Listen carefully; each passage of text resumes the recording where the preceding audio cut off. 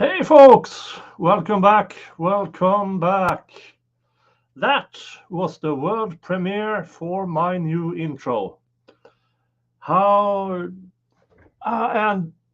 we are joined by my cat, who uses my legs as a scratch pole. So if you hear me shout, you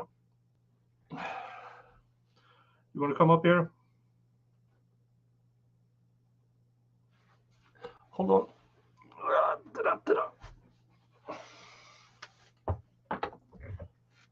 Here's my little friend. And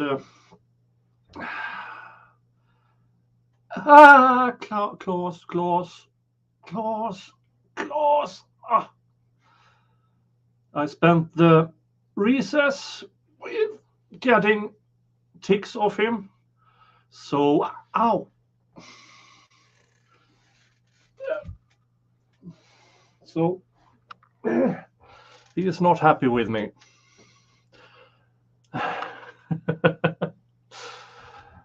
Oh, yeah, that big catty fat on mice. Yeah, mice. Yeah, it's all the mice. Not at all me feeding him and everybody else feeding him. Now he's a great cat. He's an outdoor cat. He's a barn cat, a real barn cat. And so he's outside most of the time. Chonker kitty. No, he has his winter coat on. Oh, yeah, that is Jingles, and Jingles is somewhere between 7 and 9 years old. We are not exactly sure.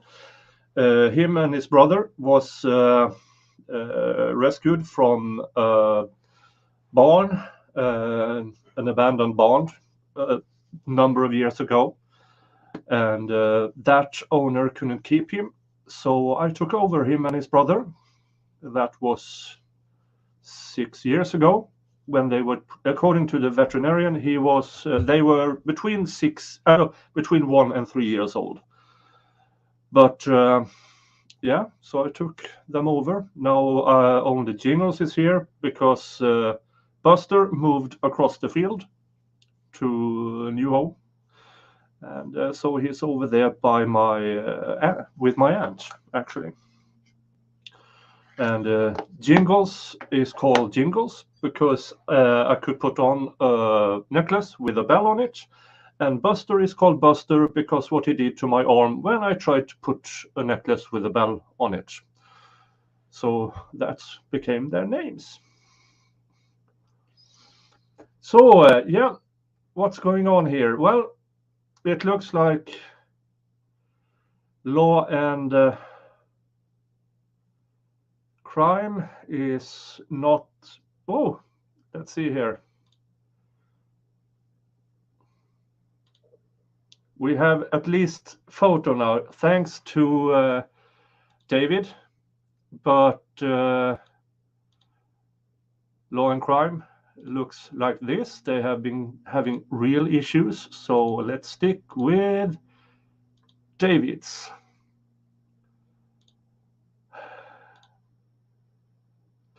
Yeah, law and C word is much better because C words implies my actual feelings, and I can say it before 2 hours has gone. It's got a cool helm. Who has? Jingles?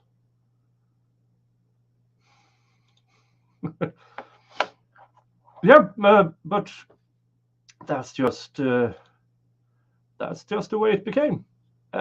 Love him to bits, but he's not a cuddly cat. Rephrase. When he wants to be cuddly, he can be for about a minute and a half. Then he turns belly up, and that's very inviting. But no, no, because if he starts to scratch his belly, he goes hum. And you spend the next 15 minutes trying to softly get away from claws and teeth. Oh. Yeah, and you are about 50 people here. Thank you for returning for this afternoon session. And we are at 35 likes, so 18 of you, 70 math. A few of you haven't liked yet, but I'm sure it will settle a bit later on. I'm having David's feed on, and I'm watching Law and C-word, but there still isn't an, according to Law and C-word, sorry, there's a minute and a half left before touchdown.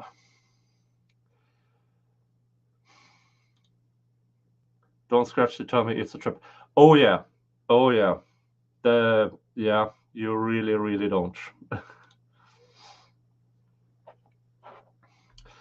Meat popsicle, my inside cat tells that the stray I feed loves his belly rub. Oh. Jackie Kennedy, you look great in ponytail. Thank you. Oh, thank you. Okay, not hitting. Oh, well, taken already.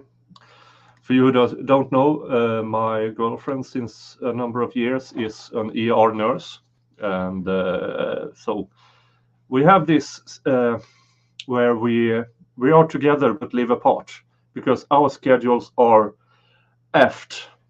So we took that decision. Instead of moving in together, we kept living apart because that way we always miss each other. We have lots of fun when we meet, and yeah, it's doing great that way. And I'm not an easy person to live with because I have work, I have the union stuff, I have the farm, and now YouTubing.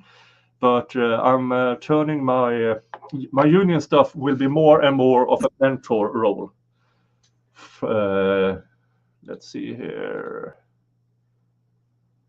If Law and C-word are down to 0, but no. Oh,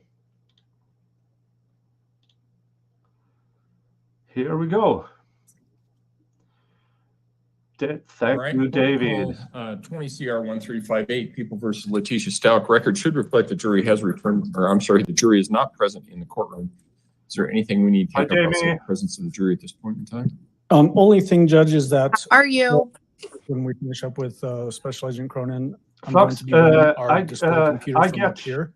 And so I think you need to change something from there. I get emails from YouTube. So you're going to be hooked into the wire there. Just it's hooked in now. Notifications, malfunctioning of sorts. And Special Agent Cronin, where there you are. Right here. If you would resume your seat in the witness stand, I remind you, ma'am, that you're still under oath. And I think we're good to go. Let's go ahead and bring the jury in. Oh, I don't. It's all plugged in. So let's continue with witness number 48, FBI agent Amber Cronin.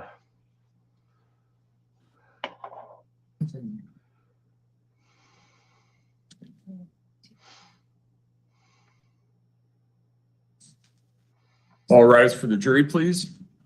Oh. Yeah, no, I'm told for that. But we're still missing two. No. You only have. I know. I'm working.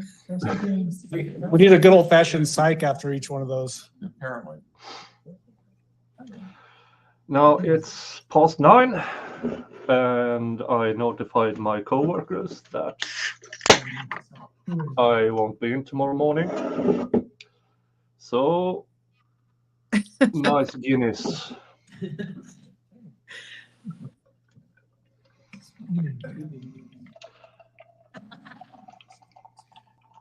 Oh.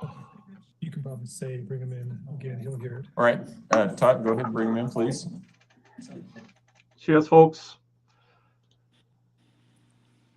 Am I wearing pants? Well, I'm not standing up. Hashtag pants of prison. They are. All rise for the jury, please.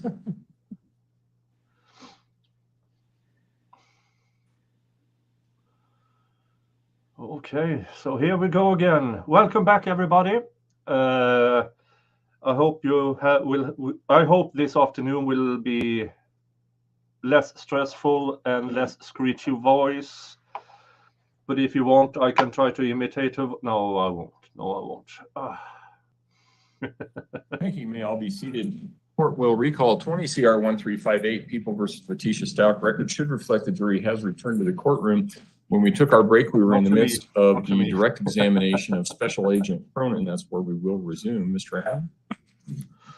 Special Agent Cronin, do you remember the portion of time when in that particular call, Mr. Stauch was asking the defendant a location where he could go meet with her?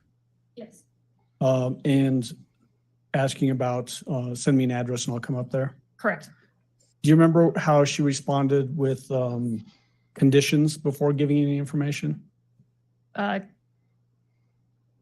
did she? To say that Yeah. I recall her saying that she wanted him to agree to allowing her back into the house. Yeah, that's what I mean, is like she set conditions before she would give any information. Correct.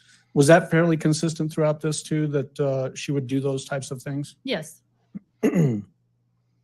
There was mention of Michelle and Monument. Was there any Michelle that became of interest in this case, or any real person by the name of Michelle and Monument that was associated with this defendant? No. In that particular call, does she basically describe what happened to Gannon, but cloaked in all kinds of misdirection? Yes. She had mentioned she was using it in the term of saying what she would do to Quincy Brown by saying she was thinking about getting a gun and shooting him or having a knife. And then when she says after the incident, she was driving around thinking, oh my God, yeah, Al's going to kill me. So when you talk about the gun Thank you part, so much. the quote, take a gun downstairs and light his butt up, she used a different word. Do you remember that? Yes. Do you know that there, or was there evidence that Gannon was actually shot in the basement? Yes. Do you remember when she described all she could hear is Gannon screaming? Yes. And then the next thing she remembers, according to her quote, is Gannon was gone. Yes. Were you aware at that particular time where Gannon's, whether he was alive or dead, first of all, At the particular time, of this call? he was deceased at that point. But at that time, his body had not been recovered yet, correct? No. So when you say that he was deceased at the time, when we go back to that actual call, had his body been recovered yet? No. Okay. Was that part of the reason for doing these calls, was to gain evidence that would potentially lead to Gannon's location and discovery? Yes. You mentioned at the very beginning of your testimony yesterday, your experience, and you mentioned that you work with Fremont Correctional. I work with the Bureau of Prisons, so it's Yeah, the that's what I federal said. system. That I said it wrong. The Federal Bureau of Prisons. Do you have occasion to interact with people that are dealing with mental health issues? Yes, there's some inmates that have mental health issues. Have you had experience dealing with people that have severe mental health issues? Yes. What does that look like from your perspective? It's different. They may not have logical reasons for what they do. Did this particular defendant appear to have logical reasons for doing what she was doing during the pendency of this investigation? Yes. In your observations of her, did you ever hear her say anything about having severe mental health disorders, No. diseases? No.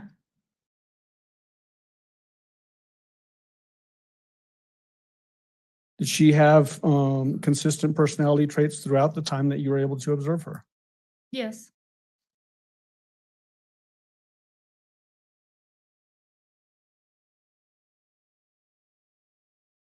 During your observation periods with her through these phone calls, you mentioned also going to South Carolina for her arrest. Did you have personal contact with her there? No, Okay. Did you see her though? I did see her, Okay. yes. Did you ever have occasion to hear her refer to herself by the name Taylor? No, Did you ever hear her refer to herself by the name Maria Sanchez? no, What about Jasmine? no, What about Harmony? no, Christina? no, Little Lucia? no, Did she ever talk with a Spanish accent? no. What was, based on the time that you were with, not necessarily with her, but able to observe her, what is your opinion as to her sanity? Object, Foundation, Medina. Well, I'm not going to allow it from this witness unless you can lay more foundation that she has personal interaction with the defendant. My understanding is that most of it was observed through a phone call and she's not had personal contact with the defendant. Well, I think that would be the basis of it, Judge. She was present for every single one of these individual phone calls, which is, I think, 16 total phone calls, some over an hour long. And then also observing her in South Carolina. I just don't think there's enough foundation laid for that. I'm not going to allow it from this witness. Okay. All right. Ask That's, the other foundational questions, but I won't. I've already asked those. Yeah. Yep. Okay. Thank you. Mr. Cook, cross-examination. Just a few. Let's see what the cross-examination will. Good afternoon. consist How of. are you? Good, sir. Should I refer to you as special agent? Is that That, your working title? yes, sir. Okay. How long did you get to view Miss Stauch when you were in South Carolina, special agent? With her, I wasn't personally interacting with her. I just saw her after the interview that Mr. Grusing had with her. So just like walking down the hallway? Yes, and sir. Just for a few minutes? Yes, sir. Okay.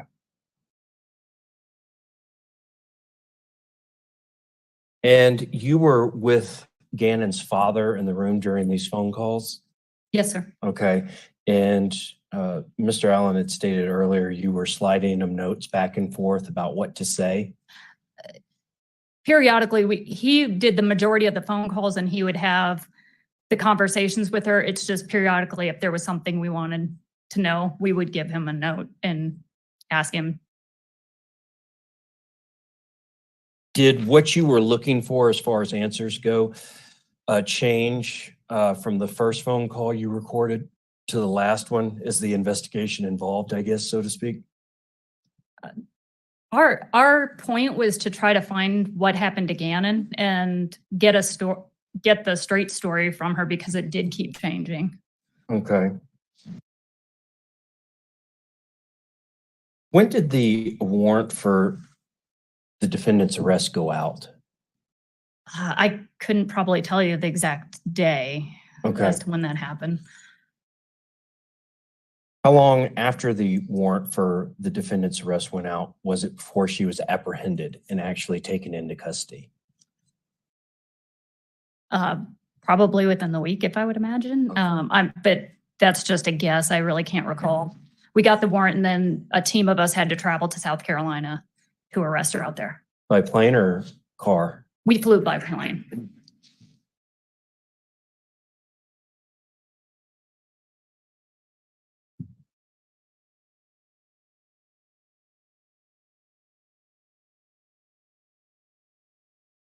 If you had a defendant on all these phone calls by, I guess some of the phone calls we've heard were, I keep pointing there because that's, I'm used to looking at, but my speaker is, but if you had these phone calls from February 15th, 16th, 17th, mid-February 2020, you've got a defendant who's telling a lot of different stories, admitting that she knew there was Gannon's blood, admitting that something happened and Gannon was possibly dead.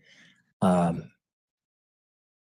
not make an arrest then, mid-February?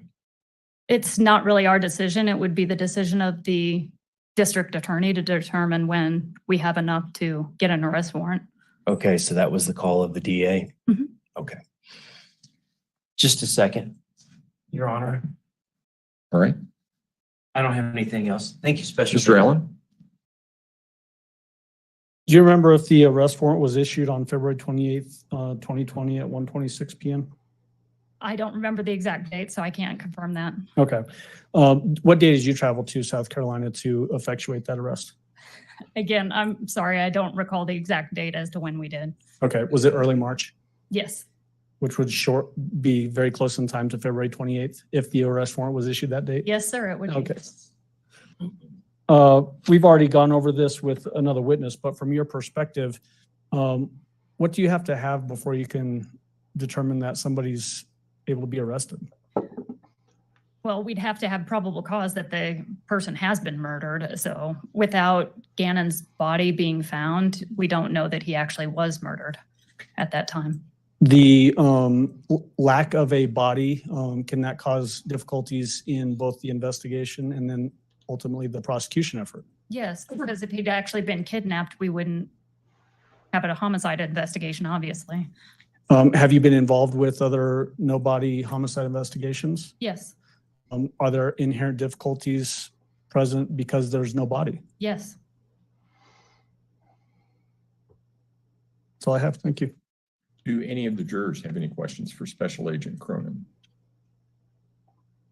No? All right. Thank you, ma'am. You may step down. Okay. Prosecution, call your next witness, please. We call Johnny Grusing.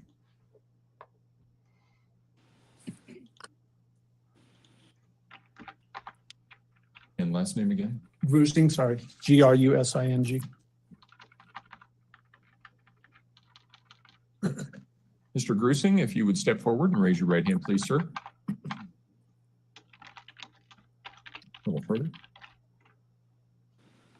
You swear affirm the testimony about to give in this matter will be the truth, the whole truth, and nothing but the truth? Yes, I do. Go ahead and have a seat in the witness stand. Please watch your step as you step into the stand.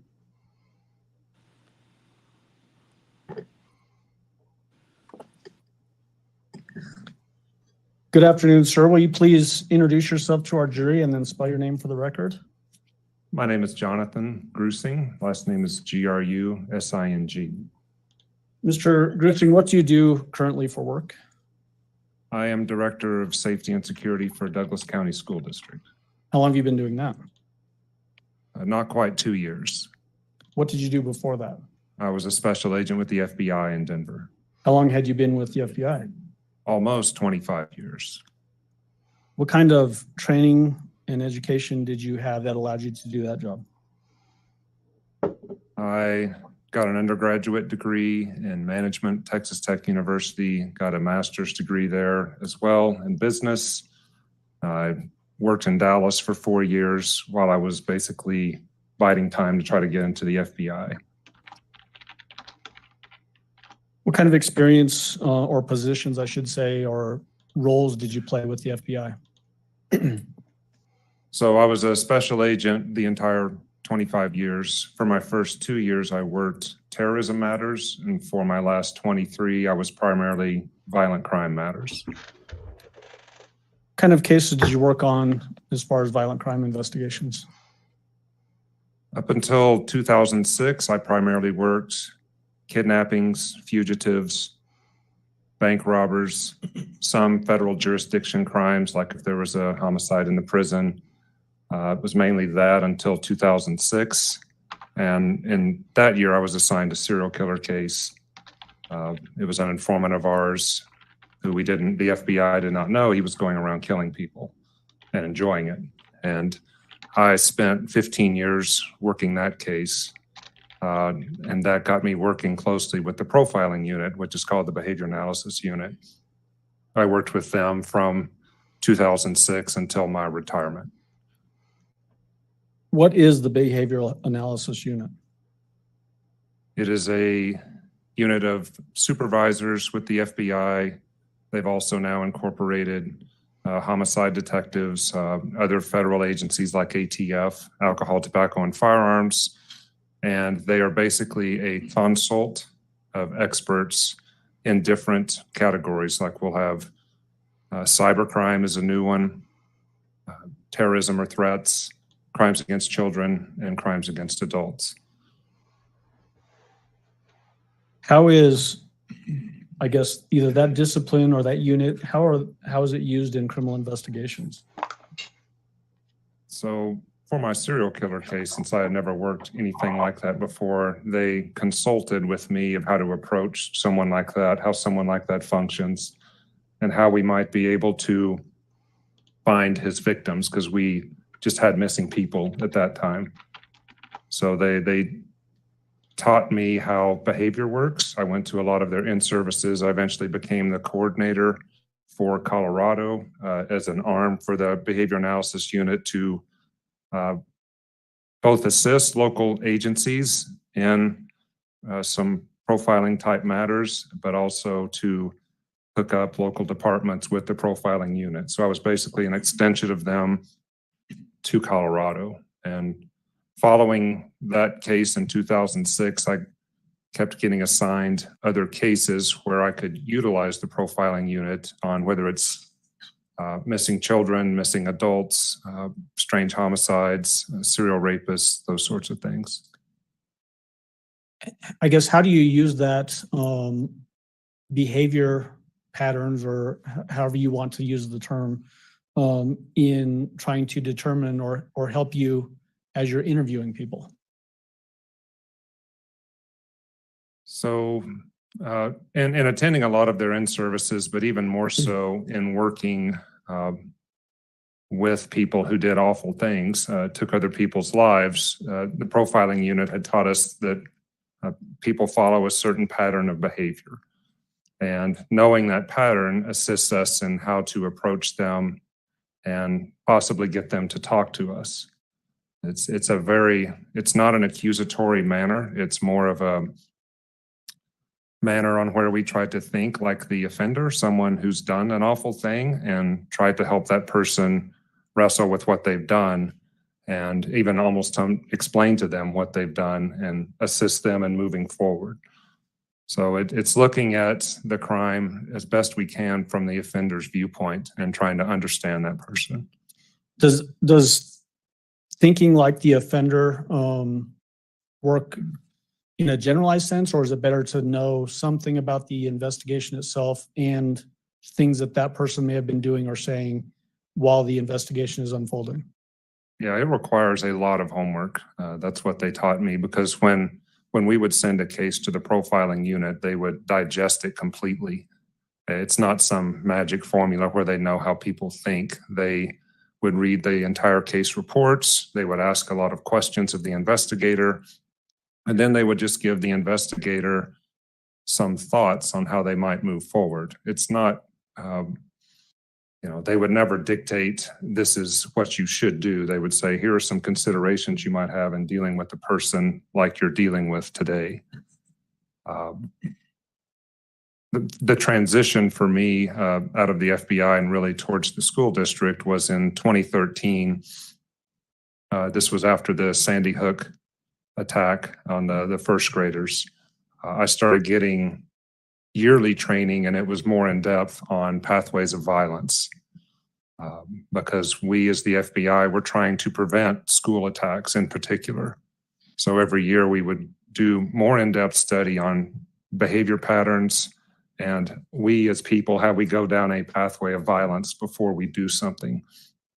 And so that got me talking to a lot of school districts for the next 8 years or so, which eventually led to the job that I'm doing today. So when you're talking about pattern of behavior, you're not talking, then it doesn't sound like a generalized pattern of a behavior. This would be a very specific pattern of behavior for a specific person and case. Yes, they call it the pathway of violence, and both the FBI and the Secret Service have studied that for years and years. What do you mean when you say that phrase, pathway of violence? It means that we as human beings exhibit almost predictors before we do something we're going to regret later. It starts with a grievance. A grievance means something that you perceive is done wrong to you. And so then you have to wrestle with how you're going to deal with that. And you have an idea of how to deal with it. And that sometimes for us is not a healthy idea. If we have stabilizers in our life, we'll go back and figure out a better way to deal with things. From there, we go to planning. And that's if you're going down an unhealthy or a violent pathway, you'll start planning what you're going to do. You take steps of preparation. Okay. Then you do I what's did called a not know breach. this. A breach is that you enter into almost a Let's point of have a no turning discussion back, about and it then you do tomorrow, an attack. David. I'm really And interested. we in it. studied that for years and years to try to prevent school attacks. And that's what I still do today with the school district. If we see a student or even an adult struggling with that pathway of violence, we try to find out what that grievance is and if they're on a pathway to harm themselves or other people. So in your experience, have you actually seen this pathway of violence go all the way through that pathway where it does lead to some violent act? Absolutely.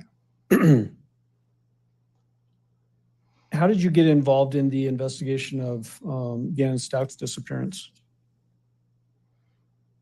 I had been assisting the Colorado Springs FBI resident agency. It's just a smaller satellite down here I was stationed up in Denver on numerous cases if they involved missing adults, missing children, just to come in and assist them with whatever help I could give from the profiling unit. And the supervisor, John Cronin, had asked me to come assist with the Gannon Stauch case. What was your role in the investigation?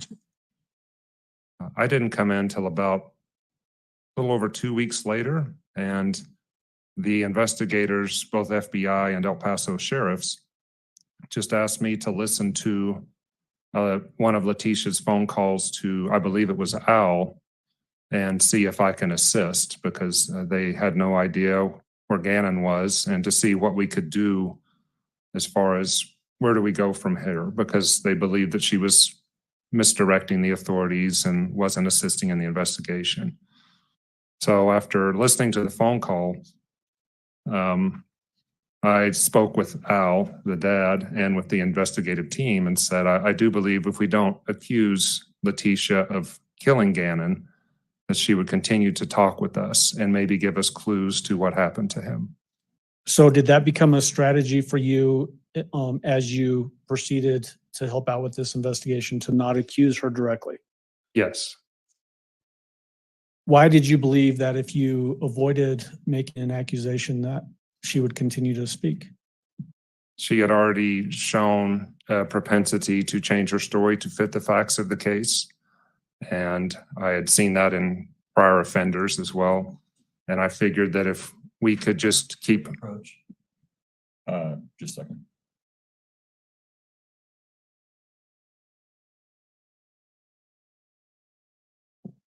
My thought. Yes, you may. Okay.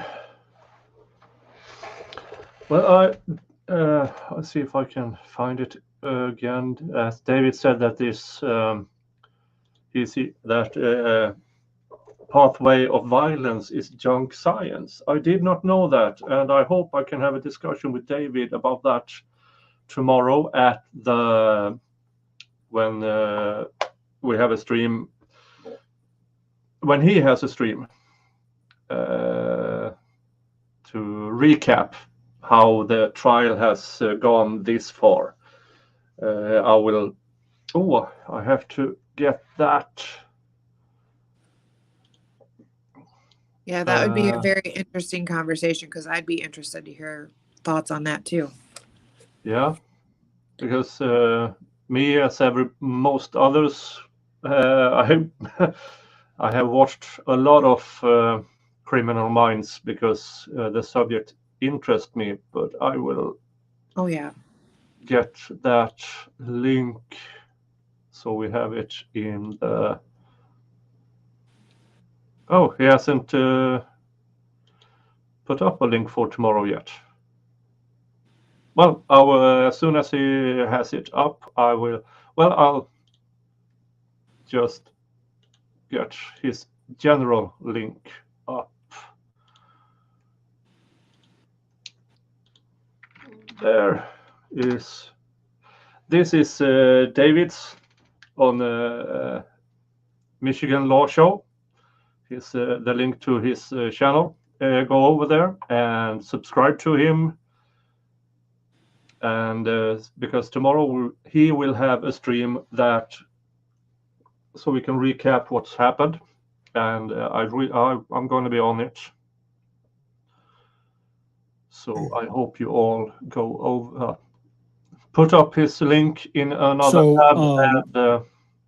Mr. Grusing, so we were talking about that pathway of violence and how you used your experience to guide your strategy with this particular case. What about this jury's heard a bunch of phone calls already, heard testimony that you were involved with both the planning and carrying out of these consensually recorded phone calls. Was it also part of your strategy to get her to just keep talking because she would give information sort of on the margins? Yes, she was the last person to be with Gannon, and she was our best source of information. But we being the FBI, had different teams looking at computers, phones, cars, her travel, but our best source to find out what happened to Gannon was to maintain communication with Leticia, and that was my goal, was just to have Al keep talking with her so we could find out what happened to him. On all of these recorded consensual phone calls that involve Mr. Stauch and the defendant, is it fairly consistent that the defendant would show more concern for herself than helping find Gannon, or what might even have happened to Gannon? Yes, it was. Was the defendant at the center of her own universe in that regard? She was. Did you have, prior to the phone calls, had you ever had any interaction with her before? No. During the phone calls, did you have any chance to see her? No. Did you eventually have a chance to see her? I did. What was that? It was once an arrest warrant was drafted, and we being an investigative team with El Paso County Sheriff's Office and FBI on March 2nd, arrested her, and I spoke with her in South Carolina. The person that you went there to arrest and then interview, is she here in the courtroom? She is. Will you identify her, please, by pointing to where she's sitting, describing what she's wearing? She's sitting at that table wearing a red shirt. Between the two defense attorneys? Correct. All right, at this time, I'd ask that the record reflects he's identified the defendant. The record will so reflect. Mr. Grusing, was it also consistent that this defendant would mislead the investigation? Yes, that's correct. Give us what you mean by that. Well, in her conversations with Al, she was pretending to be in Colorado Springs when we knew she was in South Carolina. Her stories changed, and it really affected the law enforcement response for her to say Gannon walked away to a friend's house versus being abducted or something that would cause a greater and more intense law enforcement response initially. And then, as I'm sure the jury's aware, the stories kept changing. How does that dynamic, where the last person to see an 11-year-old child alive is giving these sometimes very wildly divergent statements as to what happened, how does that affect the investigation? Well, it makes it difficult, but someone like Leticia can't help but giving out facts in the case while she's making up these stories. The stories are to avoid punishment for her possibly being responsible for what happened and being found guilty. And in my experience, that is what, both in my experience as an interviewer with the FBI and what I learned from working with the behavior analysis unit, that's what we as human beings do, is we fabricate and we misdirect to avoid punishment. Was it consistent in this case that different times during these recorded phone calls that she would try to shift blame to other people? Yes. Did that include Al Stauch? It did. Did it include Landon Hyatt, Gannon's mother? It did. Did it include Landon's ex-husband, Mike? Yes. Were there other people that she would try to shift blame to that were known entities, known people that were real? Yes.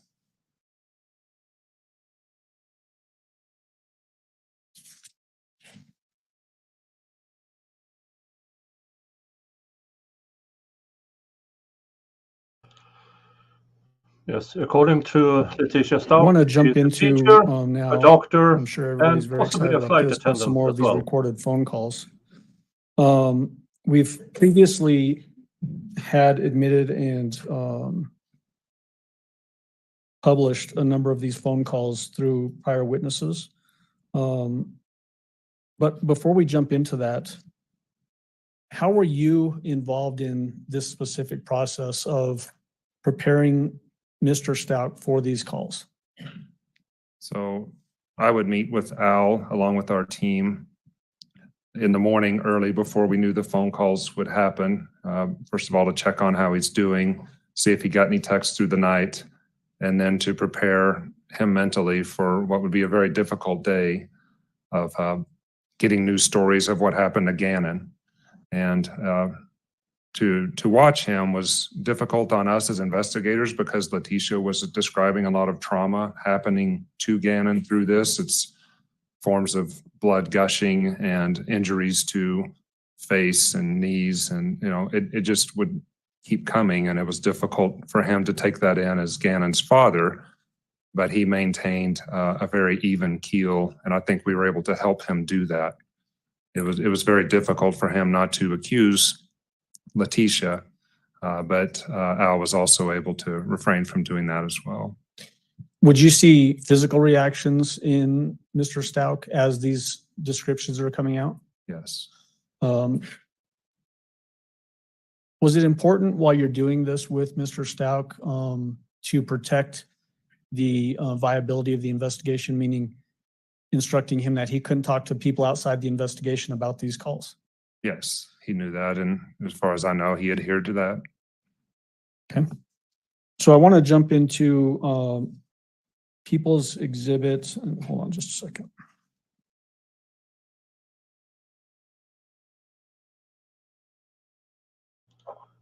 So far, this guy is really, really interesting. Now, again, I don't know what he is saying is junk science or not, but for me, it's interesting to hear. But we will People's know more exhibit number tomorrow 54, at which was David's previously stream. admitted through Mr. Stauch's testimony. It's a pre-tell or these consensual calls that was recorded on February 16, 2020. Your Honor, this one is 4 minutes and 23 seconds. Right. I think the witness can stay in the stand for that one. Yep. And from the podium? Yes, sir. Thank you. Oh, great. More phone calls.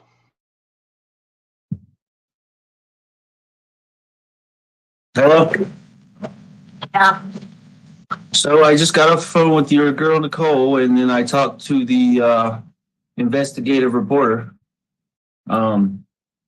You know what I found out? Yeah. I found out where Quincy is. So Okay. we're making progress. His family at the house believes he's been in Mexico for over 2 years and hasn't been back. Yeah, no, that's not true. How do you know? Oh, okay. Whatever. If you're not gonna listen to me. I did. I listened to you. And make up these stories. Really? No, I listened to you. I listened to your contact of Nicole. I listened to her, the person she sent, okay, who was the investigative reporter that you were referencing. So all that was true. So thank you for telling the truth on that, okay? The part that's not true is Quincy Brown. He's been in Mexico for 2 years. Quincy Brown is not involved in this. God. Mexico? You don't know Mexico. That's what his family said, that's what his family said. Oh yeah. Okay. The family said Mexico. Yeah, because they've been looking for him too, believe it or not. Go figure. Yeah, sure. So why the misinformation? Why are you telling me not true? Okay, the news people said this was misinformation. That's why they're not running your story. Okay? I didn't kill him. Yeah, you did. You gave him Quincy Brown. You gave him misinformation. You gave him a story. Okay? I didn't give it any news story. Yeah, Nicole's a news person. You know that. You called her and did an interview with her or statement or whatever. So yeah, you did give her misinformation. That's what they called it. That's what they called it, Tisha. Call them back and cuss them out. Don't talk to me like this. You gave them misinformation. That's who the ID said. That's what it is. Okay, that's who the ID said, and somebody's got took his ID from 2 years ago and is now. Maybe you need to figure that out because he's not Mexico. So that's what I'm doing, trying to figure it out. Okay, and you're not working with me here. You said you want to be an involved parent. In Mexico. I'm just blown away because you say you want to be an involved parent. You sent me a picture of this dude. Okay, where'd you get the picture from? Nicole, send this in. I said yes. Okay, so Nicole sent you the picture. You've also got messages from this dude. Okay, and he never says who he is. Yeah, I got it. But it never said, "Hey, this is Quincy. Send me my money." You know, I'm the guy. That's what his ID said. That's what he looks like. Okay. Then he has in Mexico. For 2 He's a stupid Mexico. That's perfect. That's what people do. Okay, but you said that he wasn't in Mexico. Now you're saying he's in Mexico. They said he was there for 2 years. I said people can go back and forth through Mexico. So that should be an indicator to you right there. Yeah, but you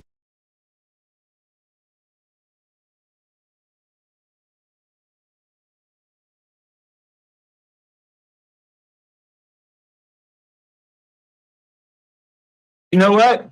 But you could check it out though.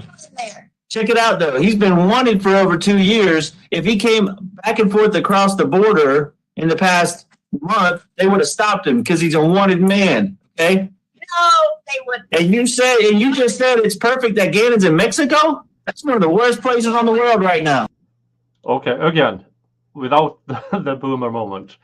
Allegedly, those Quincy texts is Leticia from a burner phone or something, I believe.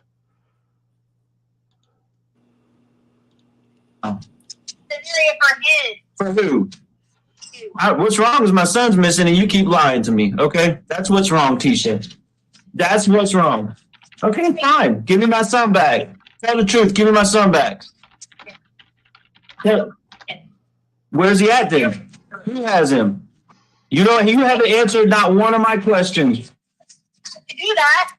Well, guess what? I don't want you to call me back because you're not doing nothing but lying to me and sending me in a different direction than what you know is the truth. Okay, whatever. Good for you. Thank you. Yep. All right. So, Mr. Grusing, just a couple of preliminary things. There was a word of Nicole in this particular call. Were you aware of who Nicole was? Yes, Who is that? she was a local news reporter. Okay. And then Quincy, we've had some prior testimony on this from other folks as well. But this is that Quincy Brown? Correct. Any indication that he was involved in this case? No. What is important from your perspective as an investigator with your years of experience regarding this particular phone call? Again, Leticia is not taking any responsibility for Gannon being missing. She actually, as Al was able to catch, was almost relieved or pleased that he might be in Mexico, that might even be a possibility. And we had already found out by this point that Quincy Brown was he was a fugitive on a wanted page. And like I think you'd said prior testimony, it had already been vetted that he was in Mexico. Okay. When we talk about misdirection, is this an example of that misdirection as applied to the investigation by the defendant herself? Yes. Next, want to jump into People's Exhibit number 55, another one of these recorded phone calls admitted previously under Mr. Stauch's testimony. This is 18 minutes and 42 seconds long, and it's occurred on February 16th, 2020 at 2:34 p.m. And you said 18 minutes? Yes, sir. A little over 18 minutes. Mr. Grusing, you can go ahead and step down and sit in the background. This is played. Are you still playing it from there? February 16th. Are you still playing it from there, Mr. Allen? Yes, sir.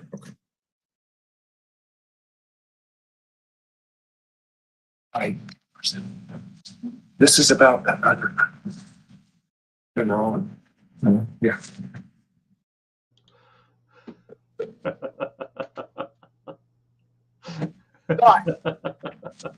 Do what? What? I'm just trying to help get to the bottom of this, teacher, like you said in the message. Like, I'm just trying to do this for Gannon.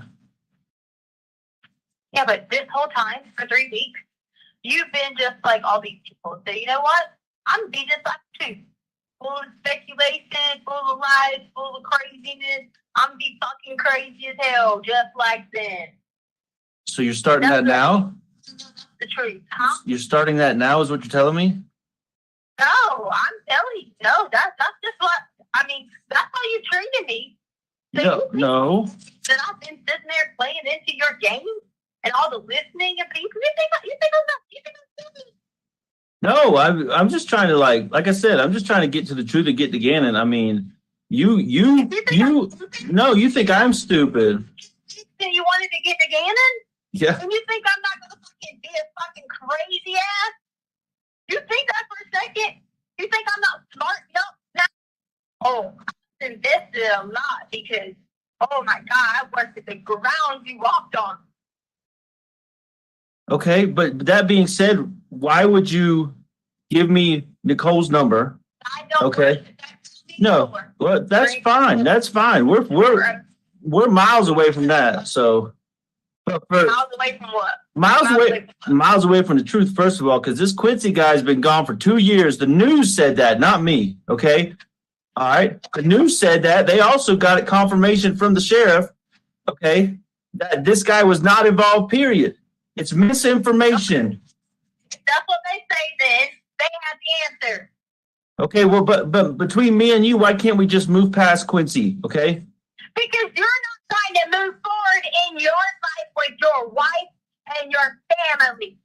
And as long as you treat me like that, act like that, I'm going to be the same damn way. Okay. But hear me out. Hear me out.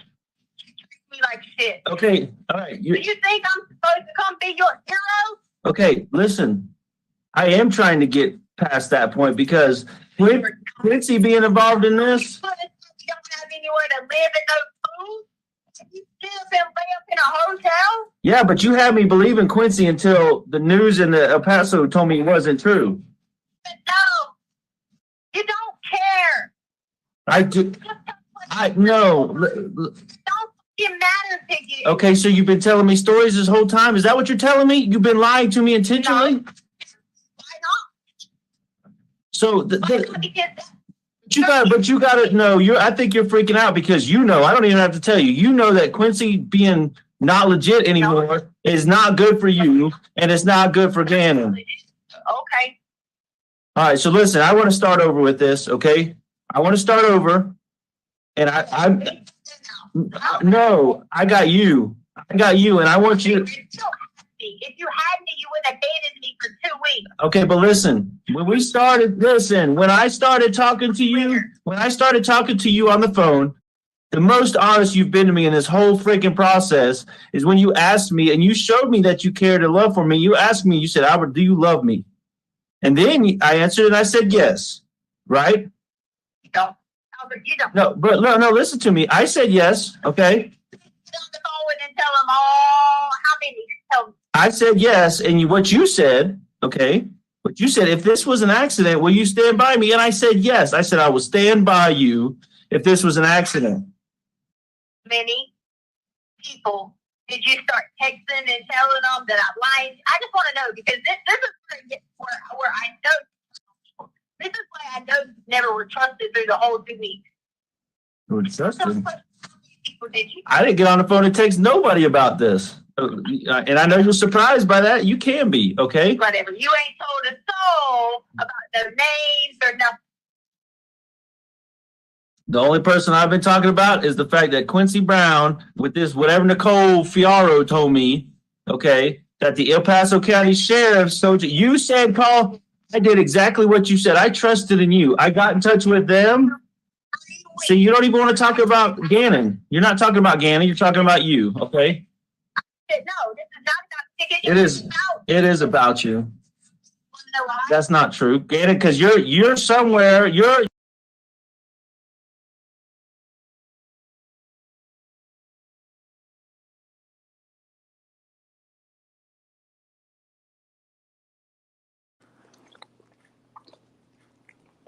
You're muted.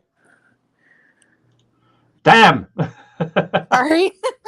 I was like, is his lips moving? I think they are. I was just saying this. I saw that in the chat. She is hiding, and it almost looks like she is building a bit of a Brooks fort.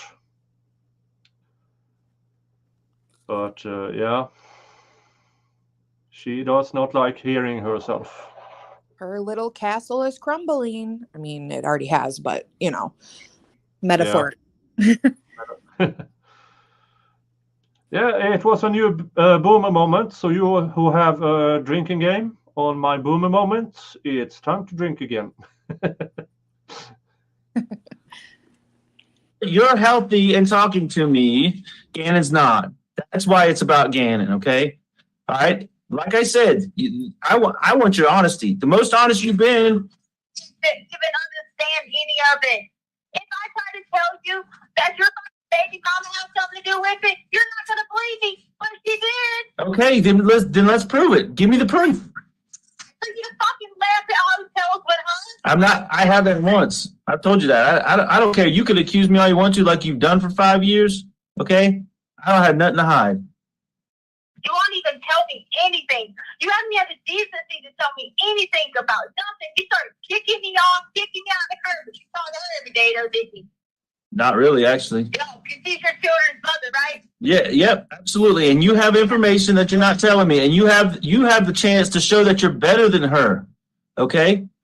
If she's involved in this, if she's involved in it, let's take her down. If she's You go make a statement that you were standing by your wife did, and then see what you did. okay, if you sit right here, do that. Okay? If you sit right No, absolutely not. I'm not putting you down at all. You told me the closest we've been to the truth, I'm gonna keep saying this, is when you asked me if I loved you, and I said yes, okay? And then you said, if this was an accident, and then you said, stand by me. Okay, so I think that's the closest to the truth we've been, that something happened, it was an accident, and that's the most. Something happened, it was an accident. Where the hell did I put Gannon? What you think, what the rest of the people think? You think it was an accident that I heard and did away with it? Listen, hold on. And I'm going to tell you the truth right now. I'm not worried about Gannon right now, okay? I'm worried about you. I'm worried about standing by you. The only way you're going to I'm not telling you what you want to hear. The only way to move forward with this is that it was an accident, which I think is the truth, and that you freaked out. And I told you that over and over and over again. Accidents happen. People freak out with accidents. They will understand that. Okay, but the fact that you sent me on a 3-day chase of Quincy Brown, which is misinformation and not true, okay, that's not good for you. What is good for you is that we can make it through this going down the road of an accident. No, I'm telling you the truth. Of people don't Thank make you, it Wildred, through. If for I the hadn't super chat. saved Gannon's life in a fire, you'd still be treating me the same way. You saved his life from a fire? If I didn't, God knows, because I couldn't figure out where the hell the fire was coming from. And I went downstairs, you haven't jumped on you for a second. If that house was on fire, Gannon would not be alive. Oh, but No, I said you that from day one, that you did what you had to do there. But how did you save his life? Okay, what was it from? The accident of the candle that Gannon did, or what? That's what. Now, had I just laid back down, because I'd already cut the darn alarm off. Yeah, but you're a good person. You're a good mom. That's what good people do. Okay, so that's never been in question. Okay, the fact that you're a good person, that just comes natural. Okay, the fact that what happened subsequent to that, what happened after that, was just further, like, made the accident 10 times. It compounded it 10 times, and now it's got way out of hand. But that's the only way we get out of this, is to figure out what the accident was and go from there.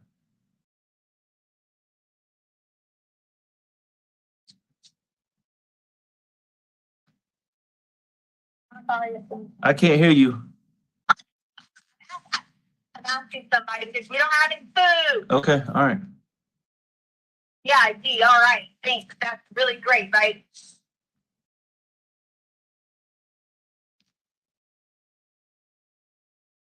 Albert, Yeah, I'm here. I told you every single day. I woke up every single day and told you.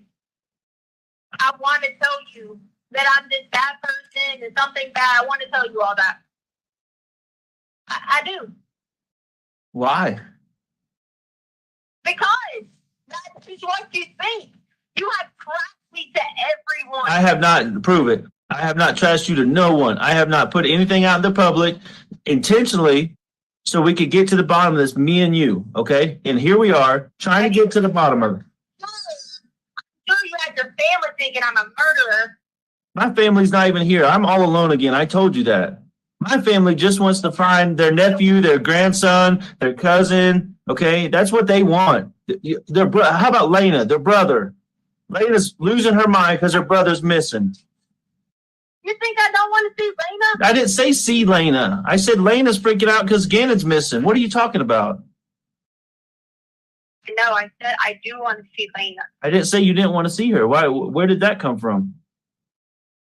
I said my mom's worried about her grandson. Okay. My siblings are worried about their nephew. Their children are worried about their cousin. And then I said Lena's worried about her brother. And you said you want to see Lena. Well, everybody wants to see Gannon. Everybody. No, not Albert. Okay, everybody wants to see Gannon. And if it was, and I'm trying to get you to understand that if this was just an accident and it got out of hand and you panicked or whoever panicked, okay, that's something we can make it through. Okay, you can make it through that. You're not going to believe that because you're going to think. No, fine. Gannon panicked. No, I'm not blaming you. I said it was an accident. Accidents really have no one to blame. If an accident happens. Okay, I was trying to be a cool parent. I already told you that. We pushed the bed together. You were talking about having to sleep over. Okay. We were just acting crazy. Okay, I already told you that Venezuela busted his lip in his nose. That's where the blood came from. Don't you think that there's some crime scene to kick everybody out of the home? When that's not even, nothing happened to Gannon, deadly, hurtful, anything like that in the home. I'm sick of it. I'm supposed to help people when people won't even move past that. I told you this morning. What's the accident I was talking about? Okay, so there was an accident with Gannon. Okay, that's what I'm trying to say. So what next? That's what I. Okay. Unmuted. They have found him. He was found maybe a week, 10 days after these phone calls. No? March. Let's see here. Yeah, they found him in a suitcase under a highway bridge in Florida. I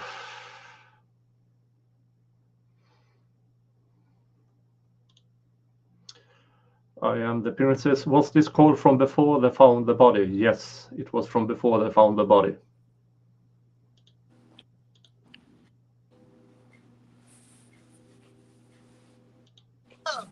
Okay. Feeling horrible.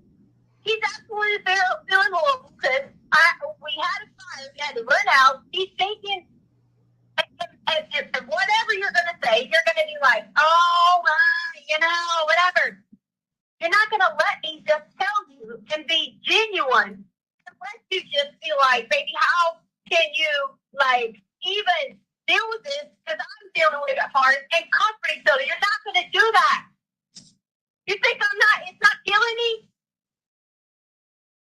Do you think that for a second? No, I know it's killing you. I know how you are when, because you're a good mom and you're a good person. And when things don't go perfect, I know how you are. Albert, do you love me? Yes. Okay. It's the truth. Are you going? Don't say I'm going to make you no promises. Are you going to make this right? Stand by your wife? I told you that the other day. I will stand by you. Yes. And I said he's going to make this right. Yeah, we're going to make this whole situation right. Talking about with our family. Absolutely. That's what this is all about, is our family. I said that from day one and every day. This is about our family. Okay? He just shot because all he kept thinking about was how he was supposed, I don't know what somebody was supposed to be sending him from online on Amazon. I don't know what promises people had made. I don't know about any kind of promises that people made about coming in March. I don't know about any of that. Yeah, you have here tomorrow's recap is pinned on the top of the chat for David's recap tomorrow. And on this page, you find every other day of this trial. But he had prior engagement today, so that's why I'm streaming this in his place. So go over to him, open up his page on another tab, subscribe to him, and the bell thingy and stuff like that, so you can continue to follow this trial. Okay, let's continue. I just know he was upset, thinking, A, he was not going to get any of those promises. He was upset about the whole camera thing, and he kept saying to me that he messes up everything. Saying that to me. And I kept saying, no, you didn't. That's why I didn't let Gannon go to school. He felt horrible with himself. He felt really bad with himself. He was very upset. So we go on our same trip. We've been on everything, like, we did all that. All that's true. We did all that. We go to Petco. We did all that. Okay. Then we leave. We go. We're going to meet somebody about the fire. Then end up and I realized that I did think somebody was following us. That's the God's honest truth. Because when I got on, they got us. I got a turn, they got us.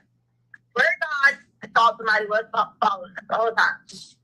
Anyway, so I realized that I didn't have phone for directions, so I turned around.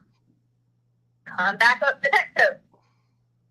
Go back into Petco again. And still playing the glitch. He's still whatever. So back to stuff for a second. If you think for a second on some videos, might have been whatever, he had busted his nose and his mouth. Did you think I want to send him to school like that? Honestly. Did you? I mean, obviously not. Okay. I did. And then I was sitting there feeling so sorry. He didn't have that first. It was therapy. They were a little bit bumpy, but I was able to jump on it and put it out. So then we go back to Petco, and I said again, hey, Do you think Petco will sponsor this stream if I ask them? Maybe. I don't think they are I don't think they're happy being named at all. Oh. Oh. Yeah, they're like, keep my name out of your mouth. Petco CEO going, keep my name out of your effing mouth. Oh. you're going to have to hurry up, get back, and get Lena. Albert, when I got back, Gannon was not in the car. At all. I didn't even know that he wasn't in the car. From when you left Petco? Feel horrible because I feel like one of those people that didn't realize that they left their baby in the car.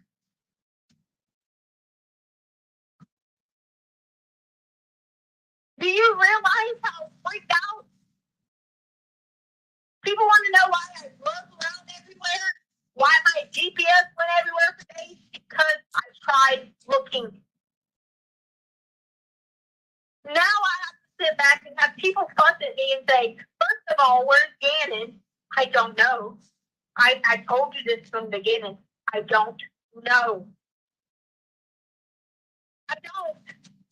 You think it's not driving me insane? I don't know.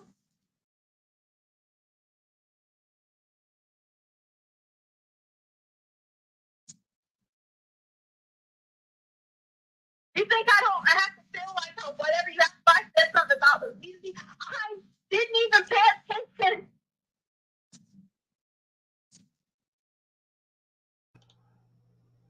Unmuted. iOS has issues with with memberships. You have to open the web page to do it, I believe. But you're very welcome to do so. It's $3 a month, and I'm trying to figure out speciality for members-only streams and stuff like that. But I will figure that out. I'm still new at this. This is my week 15 as a content creator, so I'm still figuring things out.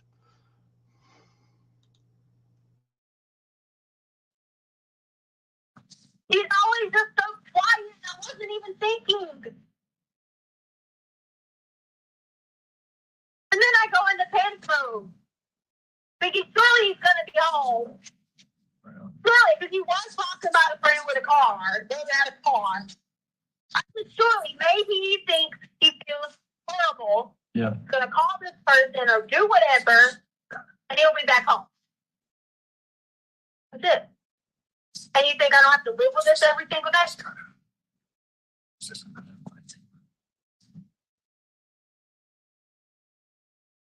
Hello? I'm here. I'm just listening.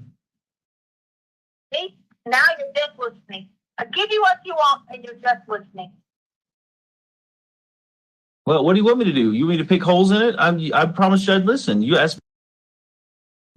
There should be a join button somewhere around my page. I'm not sure. I can't see it when I'm looking at my own page because it's my page. But it should be there around somewhere.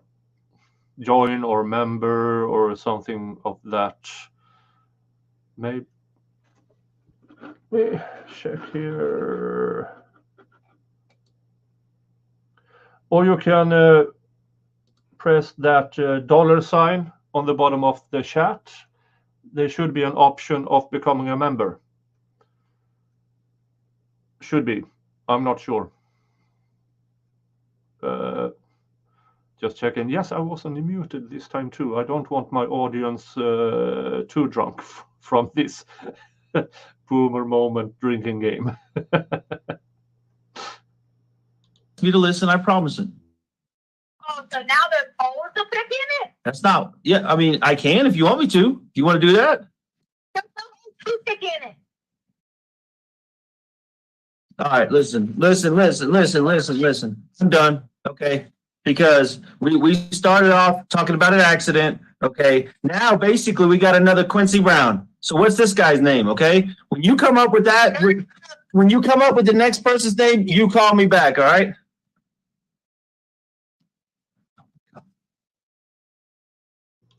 Yay, Flux. In your seat in the witness stand to remind you, sir, that you're still under oath.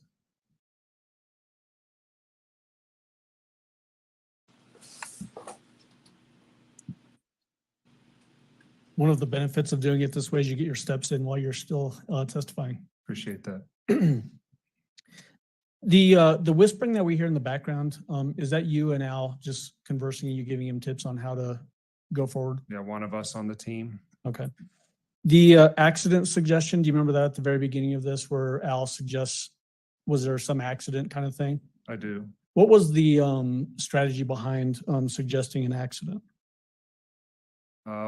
By now, we as a team had been able to shoot down the Eduardo story, and now the Quincy Brown story, because we had put him in Mexico. Leticia knew that that story wasn't going to be able to move forward with Al, and as you can see, she wants a relationship with Al, and we decided to do both the accident scenario and remind Leticia that she's a good person and a good parent, and see if she would give us something else as far as a clue we could move forward with.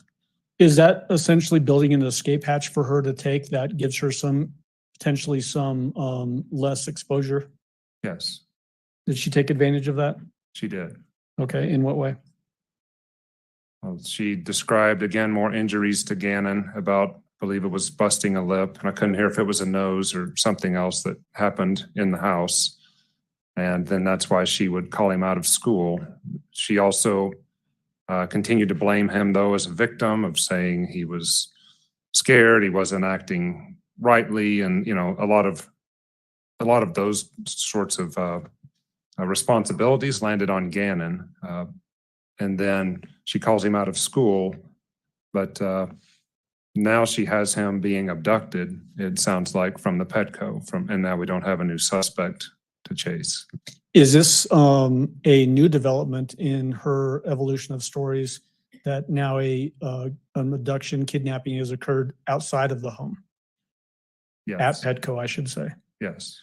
Because there had been the previous one of Quincy Brown up northern El Paso County, correct? Correct. All right.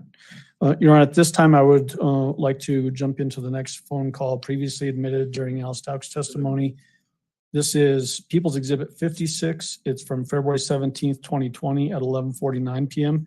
And it's 43 minutes long, so that may get us to a good break point after that one's done. That will. And Mr. Grusing, you can go ahead and step down.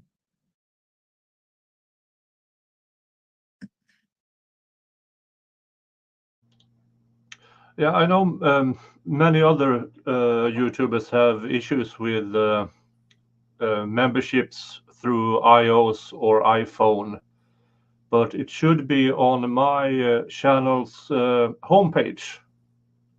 There should be a join button as well, but you might need to be on an actual tablet or somewhere. Yeah, I have iPhone and a tablet or a iPad, and I don't see it on my end, but if you go to the YouTube web page, like the website, not the app, it's there if anybody needs some help.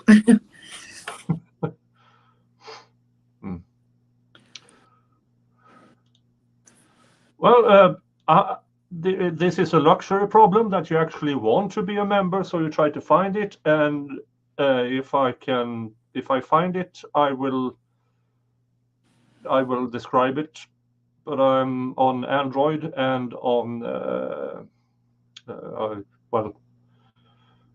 I'm having StreamYard via Google's stuff. So yeah, keep trying, please. What? Playing now, People's 56.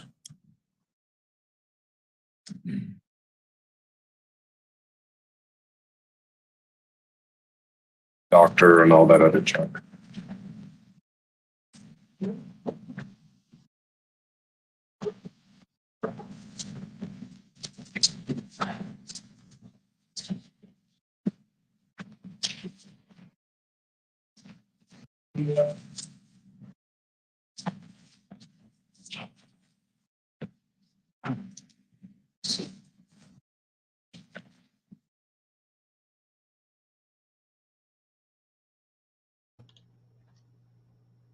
This is how Eduardo looked like. Shadow figure.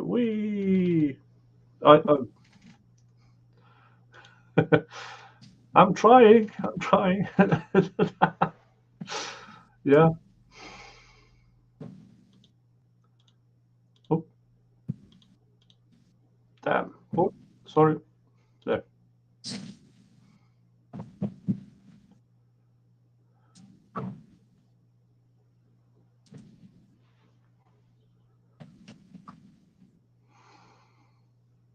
Should we call her? Yeah. I'm just kidding.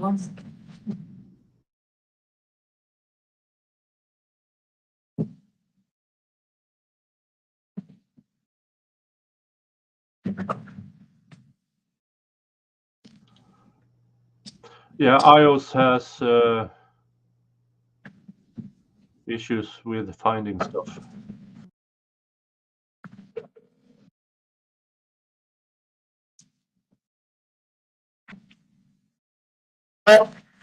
Hello. What's up? Talking about the Huh? just got back to the doctor. What for? Really? Yeah. I've already told you this, but I didn't have a period and I'm 5 weeks pregnant. Okay. How'd it go?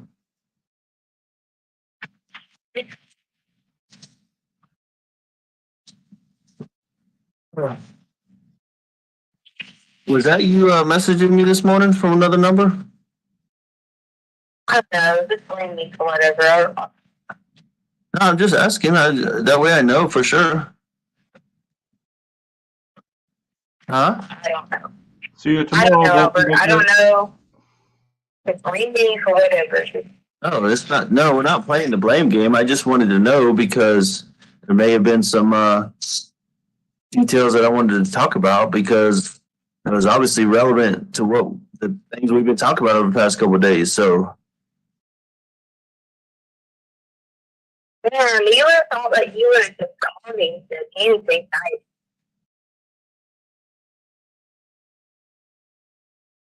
TC, you know what my mind's on. My mind's on Gannon, okay? And I told you I'd stand by you if we got to the truth. So, I mean, that's what my mind's on. Then you, My mind's on the truth about Gannon. I've given you the truth. I've given it to you, and then I've given you 15 different things that were not true, just to prove a point. Call it what you want. Call it crazy or making up stories or lying or whatever you want to call it. And go text people and tell them how horrible person I am, and I'm just lying, and you're backing me in a corner. So that when you say something to people, I hope you know they're posting your stuff online. When I say something to who? Anybody. Unless it's probably like legitimately people that you are blood related to. If they send it to anybody or anyone says anything, send it to their best friends in kindergarten, they're posting it online. Well, I mean, I haven't said nothing to nobody, so I don't even know what you're talking about. Well, I'm just telling you, that's probably you would send some people calling you or something. That's probably how they got your number. But your number's online everywhere. I know it is. And I mean, People are posting messages that you supposedly sent to people. Just so, I mean, you know, whoever you be talking junk to or whatever to, people are putting it out there. well, good for them. I mean, I'm just telling you that to let you know that, not to talk bad to you or talk about you or nothing. I'm just telling you that. Trust me, Claire and I are getting accused of being with Mike, messages made up on being with Mike, all kinds of stuff. Like anything, you can know that. I'm just telling you that. These people are nut jobs. yeah. So back to what you said a second ago, you told me that you made up all these stories to prove a point. Why would you tell me all these different stories? That doesn't make any sense. Well, I mean, what point is there to prove other than the point of finding Gannon? Because I cannot give you, no matter what I give you of how Gannon is missing, I can't give you the answer of how to get him. Why? But you told me. If you guys are there to question me, check all Jose Baez law firm. I just want to know why you told me all these different stories, but you're telling me that you've given me the truth so many times, but then you say it's a bunch of different stories. So I don't understand what you're trying to say. I mean, the only thing okay, go ahead.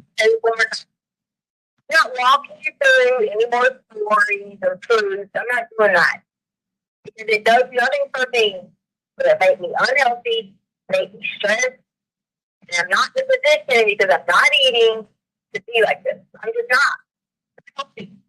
And as many of you guys think that you're going to get me to kill myself or admit to something I didn't do, you guys are all wrong.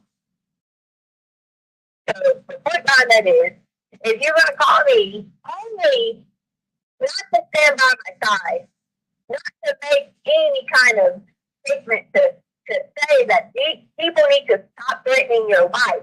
If you're not going to call me to do any of that in your family, then of course I'm just going to sit there and play into your game. If you're treating me like crap, which you've done, why would I treat you with any? I didn't hear what you said. You broke up. Why would you treat me with what? I said, if you're not treating me with compassion, kindness, with any kind of support, with any kind of help, you're not treating me with any of that. Why do I have to owe you any kind of the same respect back? But I've offered that. I've offered that to you. Okay, I've offered that to you. I said I'll stand by you once we get the truth. Okay, that's what I've said the whole time, and I've told you that you can survive and you can get through this. Okay, it all comes down to the truth. That's the important point. To get through something, for y'all to think that I'm going to make up something and get charged with something that I didn't even do. I'm not doing that. If you just think that. I mean, I You call me and say things like, "Oh, you're a teacher." You never even said kind words to me about anything like that. Do you think that I didn't think that was all a played up thing? You can listen. You're welcome to think whatever you want. I mean, you said you've loved me numerous times over the past couple of days, and I've replied with the same thing. Yes. If you called me to say that to me, if you called me, I woke up in the morning and said, "Be kind to me. I love you. I miss nothing." Have you said anything to me? I have, but the problem is what you're telling me is finding Gannon is conditional on what you want and what you need. That is what you're saying. The truth is conditional on that. It's not. Do you not think if I knew for a second how to get Gannon, you would not be sitting there waiting on you like weeks ago? Well, I don't know the truth on that because I know what you've said, that an accident happened and that you panicked. And when you panic and bad things and things get out of control or whatever you said, they go downhill. You didn't accept the accident about jumping on the bed. You didn't accept it. I accepted that there was an accident that happened. You're absolutely right. I accepted that an accident happened and you panicked. That's not what you did. That's not what you accepted. I told you the truth. You asked me about the bedroom, and I've already told you this. But okay. Let's accept that accident happened, okay, for a moment. Okay, but you keep putting somebody else into the picture, okay, and that is absolutely bad for you. In the context of an accident or in context of anything, if somebody else comes into the picture and you keep going down that road, if I'm sitting here and poking holes in it, okay, which I don't want to do, but it just doesn't jive with me. What do you think law enforcement is going to do? Okay, because I don't think about what law enforcement is going to do. Because Jose Baez is going to whistle this good. I'm not worried about that. but I'm not worried about law enforcement because I didn't do anything wrong. right, because it was an accident. We've established that. So why would Jose Baez have to rip anybody apart if you were involved in an accident? That is, I never told you that anything was an accident other than what you asked me about the room. And I'm going to keep telling you that 14 times, and then you're going to get mad. You don't need scream at me, hang up the phone. No, it's not a good enough answer. But you did tell me there was an accident. You told me there was a fire, there was burns, there was a candle spill. You told me he accidentally stepped on a piece of wood. You already knew all this. Right, but those are the accidents that you said happened, that he got injured somehow from these accidents. That's what you said. I'm not putting words in your mouth. You about him. I've already told you about this. He had a hard time just being basically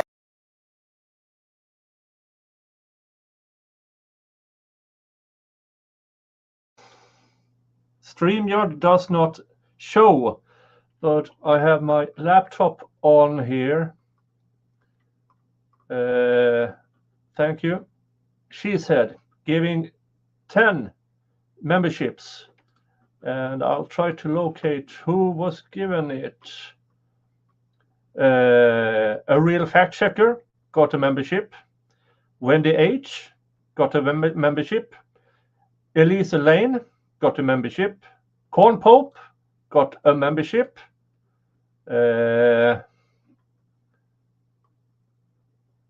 Madita Finn was given a membership.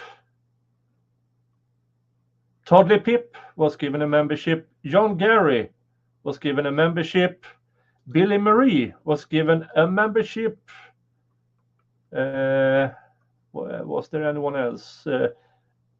And Unibjones got a membership. So it worked out for you, Joni. Yay, Junie got a membership and Wendy. That's awesome. Yeah. Make sure you go and make sure your Allow Gifts is on, because I just had to do that. Thank you so much, she said. Thank you so much. I will try to... it's not Toddly. It's Toodly Pip. Sorry, Toodly. Toodly Pip. Thank you so much, and welcome to the Just Saying Hi crew. And I will try to set up some form of membership stream and video and stuff like that. I'm not entirely sure what it will be, but I do farm, and I do know some stuff about plants and stuff, so might be something of that. But please give suggestions of what you want in a membership stream. And thank you again, Cheese. Thank you. boy barefooted. Yeah, I know it. And he freaked out. I got it. He freaked out after the accidents happened. There was a couple different accidents that happened. He freaked out, got overwhelmed. Then what happened? He's never had that many accidents. I agree. Okay. I agree. That's a lot in like 12 hours. That's a lot of accidents in 12 hours on one little field. Okay, whatever. I'm just using that as a random guess, okay? I don't know the exact time frame.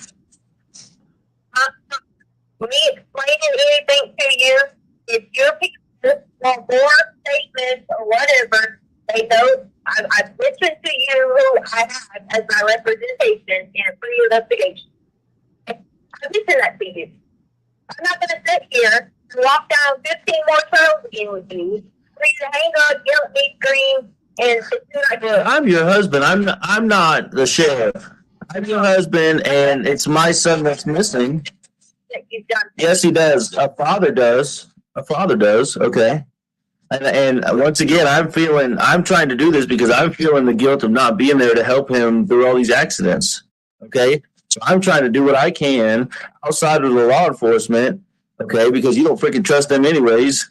And they've screwed a lot of this up. So I'm sitting here trying. Do I trust him? Not based on what I've seen. So that's why I'm going straight to you, straight to the last person that saw him. I'm not. If I would be the last person that saw him, then I would be the person that has him. So who was the last person that saw him? This is. No. Okay. I don't know. So you don't know who it was? I don't know anything. I just told you. I don't know anything because I've been emotionally beat down. By who? Emotionally. By who? What? By who's emotionally beat you down?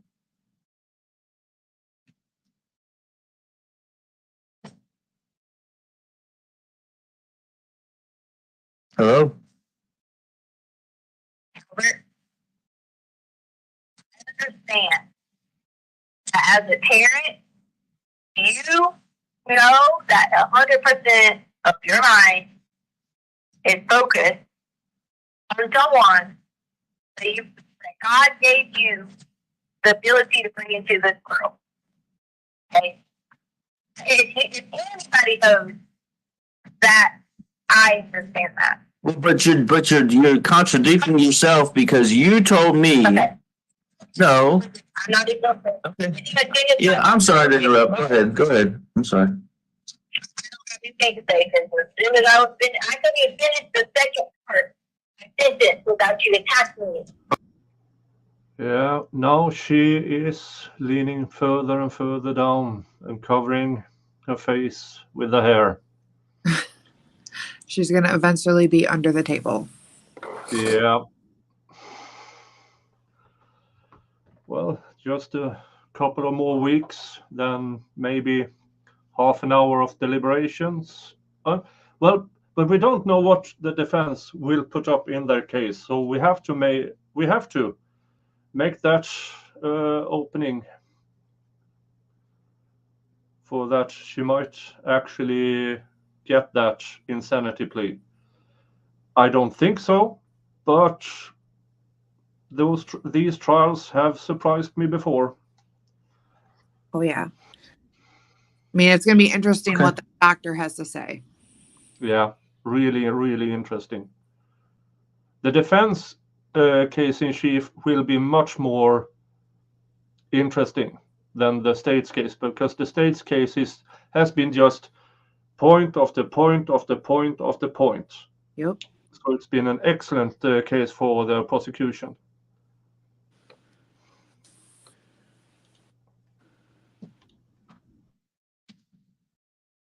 And I also know that you should be, under no circumstances, be warned with me. Because that's what God intended you to be. Be warned. And that's what? That's what you're supposed to be doing.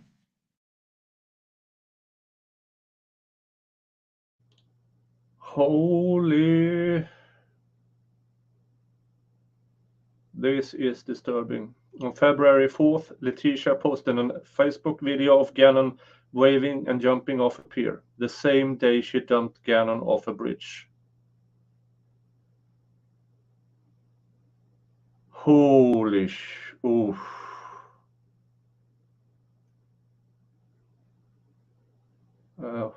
We are 20 minutes away from the words I want to express about that. I can't wait to hear it. And that includes, I haven't even spoke to my husband in weeks. Been there to comfort him, even there to comfort me in this situation. So, no. I know that God says we put him first. Never put everything in the order that was supposed to be. Happened, and I'm not going to apologize for that. When I've given you information, I've given you a set of information, the actual truth, and it's still not good enough. Tell me what that is, because I'm not doing it. You don't care. You're not going to be as a parent and accept. Hey, no, sometimes our kids are going to make choices that we don't like. They're not going to accept that. But I will not going to be a parent. I'm going to try to tell you to accept something. How?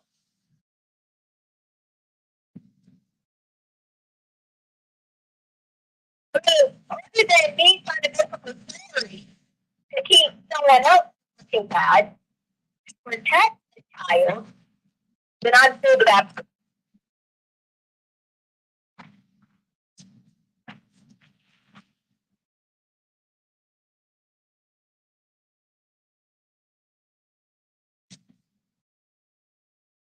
You should have my back no matter what. You should have my back to the point where we together were talking with these people and demanding a better answer. But you have not. I don't know what you do every day. I mean, I don't know. I don't even know where you're at. See, from as far as I'm concerned, you may not even be here. I mean, it's on mine to Zero, Texas.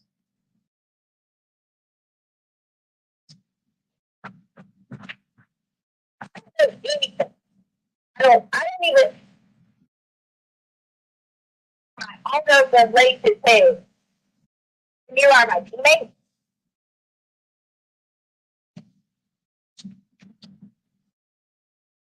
You know you're going to go up to me. I'm not favoring from any of it.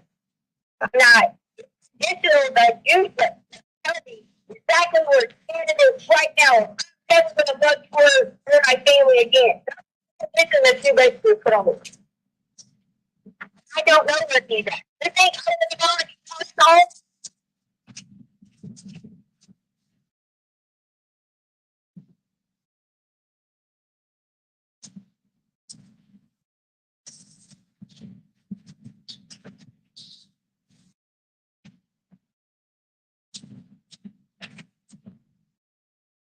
You have been married me long enough to know that in any situation, whether breaks out or not, whatever it may be, that I have felt truth and nil, maybe not the best at being like, oh, what you say, you got to cut, or whatever, maybe not the best in that aspect. But as far as protection, that should have been, you should have been seen before you get away. Congresswomen tell us that, knowing anytime anybody messes anyone in our family, who is that? Me. Who can fix that? Me.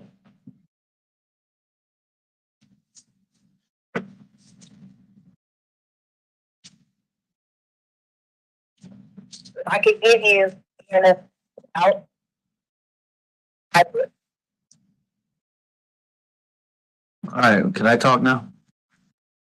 Yeah. Huh? Sure, thank you. All right, so I'm gonna, I know you don't want to hear this, but I'm gonna walk you back through where I'm at, and then I'm gonna let you know how I feel, okay? All right. I fully believe that something happened, it was an accident, and that you panicked, okay? And that you keep putting somebody else into it, and as long as you do that, it just doesn't look good for you. And I'm trying to be by your side when I say that, okay? And I've said this over and over again that you can get through this, and if you give me the truth, okay, I'll stand by you. Okay, but here's where I'm at. Here's my feelings on it, okay? You just hear me out, please, okay? All right? I know that you did something. I know that you're responsible, okay? And I hope there was a good reason for it. But the problem is it's clear to me that I can't get him back through you, okay? I had serious hope that, you know, we could stand by each other through this. But you know what? I'm past that point now. After all these lies, and you just admitted that you lied to me for a reason to prove a point, I don't have hope for us. And you know what I'm worried to death about?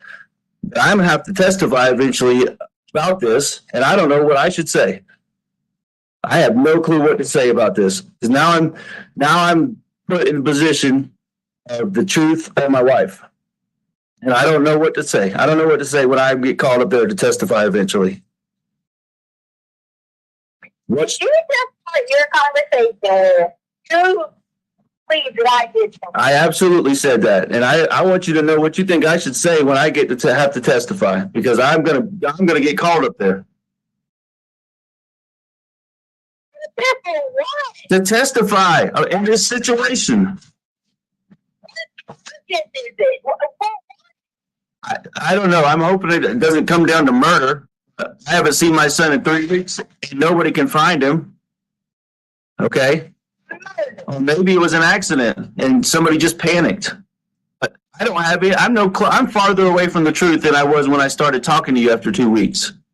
You were the last one to see him. And I just don't know what I'm going to say when I have to sit on that stand and freaking cry in front of the world about my son. I don't know what the hell I'm going to say.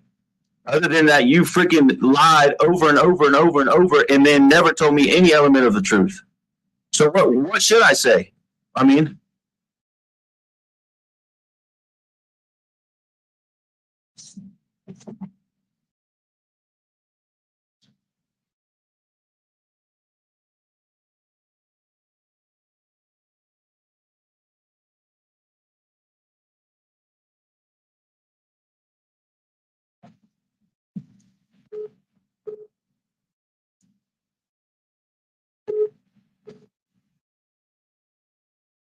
hello? I guess I lost you. You're saying, so basically now you're saying someone's been proven. No, I said that could be the worst case. I don't know for sure because there's no body, there's no evidence, there's no nothing. I mean, what else do you want me to think in this case? Okay, you're the last one to see him. You're the last one to heard him talk. You're the last one to anything of Gannon on this earth, to my knowledge. Okay, no one else. I mean, what else are you? I mean, what do you want me to say, teacher? What do you want me to think? And I'm as freaking serious and freaked out as I've been this whole time. All these freaking injuries in that short time period, accident or not, you had something to do with it. Okay. I mean, how else? All that put together, how else am I supposed to look at it? Just like you're always putting me on the stand and questioning me for stuff you think I do that adds up. Okay, well, that's what I'm doing here. There's no other way for me to look at this other than you're involved to some level, if not ultimately responsible. So you tell me what I'm supposed to say, what I'm supposed to think.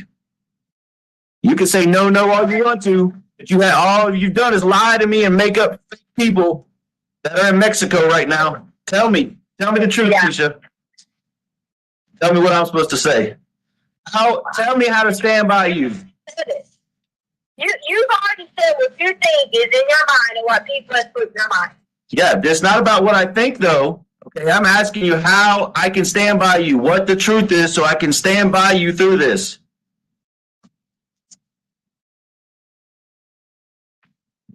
I'm just glad you put that in the accusing yourself. Because my own husband had just said I would murder someone. Listen to what you said. That's not what I said. Okay, you said that, not me. I said you're responsible. You're responsible to some degree. That's what I said. We're worried about you testifying, is what you said. Yeah, absolutely. Testifying for someone, what you said. Because I got to get up there. I'm going to have to get up there on the stand and look you in the eye and tell them you lied to me and told me 15 stories. And that when they ask me what I think, I'm going to tell them I think you're responsible. I want to know what you think I should say. That's where I'm at right now. I told you that. If that's what you feel in your heart, then go with it. That's all I can do. That's not. I'm asking you to convince me. Tell me otherwise, Tisha. No. Convince me otherwise. I'm begging you. I'm on my knees begging you to prove me wrong again. Okay, prove me wrong. Tell me right now. Prove me wrong. Give me what I need. Give me the facts of the matter that prove that you had nothing to do with this, or that was an accident and you freaked out, or something. I'm here theorizing all these different stories. I'm not the one that there's an accident, and then you still think I just murdered someone over an accident? No, that's not what I said. If it was an accident, that explains it. You killed him, that explains it. I mean, it's pretty simple. Okay, it was an accident. Okay, an accident. I have nothing with the accident. I'm asking you a daggone question. Not like yelling at me. I said, you just said that you was doing basically on the stand. It's what you told me. No. You said if they ask me what I think, that's the situation, okay? So you're telling me that you're going to Anyway, what you think happened? You just told me there's no this, there's no evidence, there's no what. No, all right, you're right. Back off of that. What I will tell them is this. I will tell them this, that my wife had the opportunity to tell me the truth, but she chose to lie to me repeatedly, make up fake people, Uncle Matt, Eduardo, freaking Quincy Jones or whatever his name was in Mexico, okay? She told me all these stories to get me going in 17 different directions that I still don't know the truth, and that I know for a fact she was the last one to see him in our home.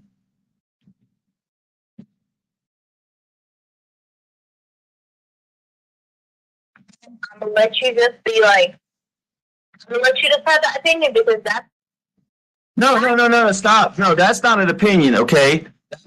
I stated all the facts, I dropped the mic and I'm out, okay? That's what that is. I got nothing else to say about it other than you lied to me, and you're the last one to hear my little boy cry and little boy say I'm bleeding and to see him live and well. Oh my God, they edited that video. You're an idiot. The actors edited that video like that. Oh my God. Okay, then tell me something that's truth. You didn't deny it. You didn't deny. Okay, fine. I'm sorry I said that. Okay, maybe it is edited, but you didn't flip out when I said you're the last one to see him alive. Okay, you flipped out when I said he said that he was bleeding. So explain that to me, Tisha. As far as I know, he was alive. I'm not going to say any differently because I'm not going to be a parent. Okay, you still didn't answer the question. Now you're telling me your opinion. You told me not to give opinion. Now you're giving me opinion. Okay, I said you're the last one to see him alive and or in the house. Okay, because you are. So now fill in the blank. No, that's not what I think. That's the truth, and you haven't denied that one time. You think that I'm not going to say anything because why would I say anything? Well, you freaking jump on me when I say the video. He said he was bleeding. You said they edited that. So which you can't have it both ways. You're going to deny it. You're not going to deny it because you're denying stuff you think is not true. I've already denied what you just said. That you're the last one to see him. That I am not the last one to see him. Then who is? Yeah, you told me Quincy Brown. We proved him false. Okay, that was easy. All I had to do was call a reporter. Okay, I didn't have to have any evidence. I just called a reporter, and she said, "Yep, he ain't been around for a while. He's been gone a minute." Okay. So who was it? You've already said that it was no one else. So why does it matter? But you just said it was, so I'm asking who it was. I am not listening. See, here you go again. You can't spin me, Tisha. You can spin Facebook, you can spin the media, but you can't spin me. All right. Facebook. If you want. So many times I ain't been on there. Yeah, I mean, fine. But you can't spin me, I'm telling you. You should know that by now. I'm not trying to spin you. Hey, you know what? What about the blood in the corner? Okay. That came from Gannon knocking his nose. Yeah, the corner of his bedroom where you push the beds together. What about the blood? Oh God, you're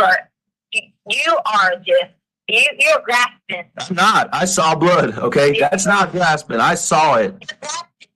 Oh, hold on a minute. Tell me again. You saw it. Saw what?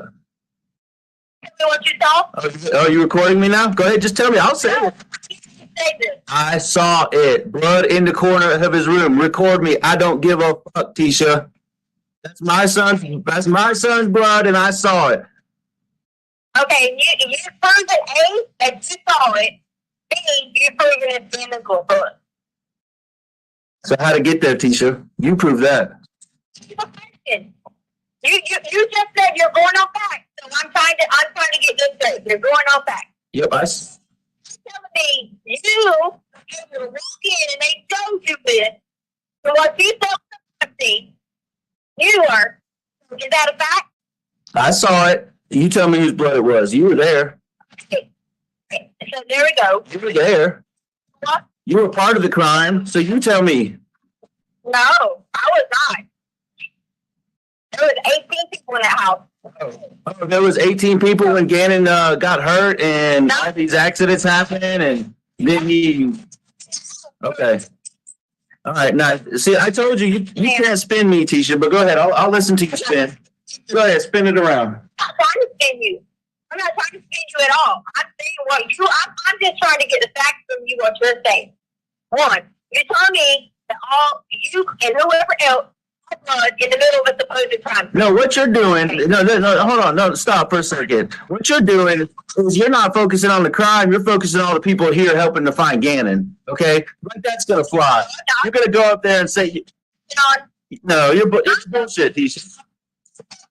They're going to rip you guys' theory apart because it's a lie. Okay. You contaminated the crime scene, supposedly, is what you said.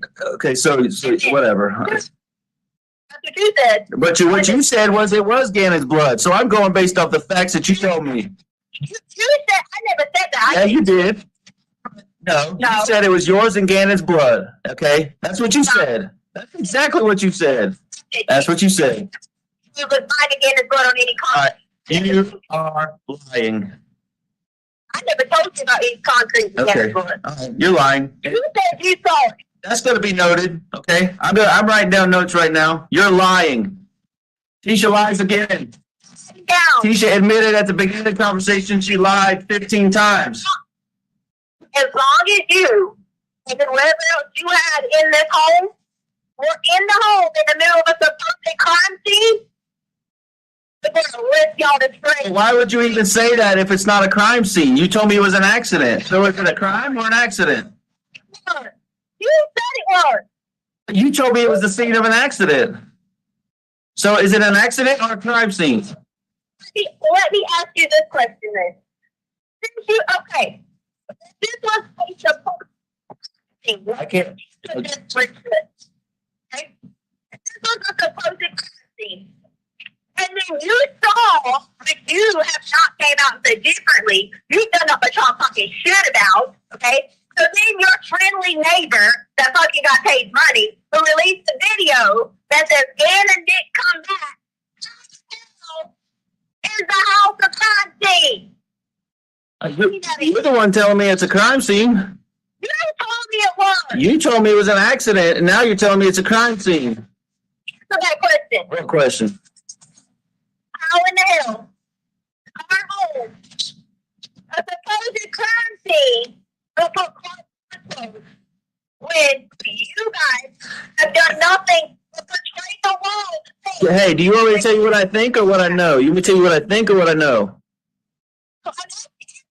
I am. Do you want the what I think or what I feel or what I know for sure? Whatever you want to give me. Okay, what I think is that you did it. What I feel is that you're involved. Excuse me. I think and feel is that you did it. What I know is that you're involved somehow. Okay, that's the bare bones where I'm at right now. I have nothing else. You're involved to some extent. Gannon getting hurt, whether it's an accident or not. There's blood all over the place down in his room. However, I saw it. Who gives a crap at this point? Because the boy's out there hurt. Okay, what I feel like and what I think is that you did it and you're trying to hide it. And you dumped his body somewhere. That's what I think. Dumped his body. Yep. In your theory that you are saying, your theory, okay? You are telling me that supposedly you think that there was some accident that someone got hurt really bad. Yep. Inside of Gannon's room. Gannon walked outside to the car, okay? I didn't say you killed him in his room, okay? Why would, I mean, I already told you, and you told me I was stupid for saying this. I think an accident happened that you're involved with, and then I made the assessment, and everybody who saw the video online made the assessment. Gannon was walking kind of sluggish to the truck, and you told me I was a fucking idiot for saying that. Okay, but it makes sense if he had got hurt, okay, lightheaded, queasy, I don't know, whatever, and now he's having to walk to the truck so you can take him somewhere. Okay? Okay, this we're taking someone to do what? You tell me.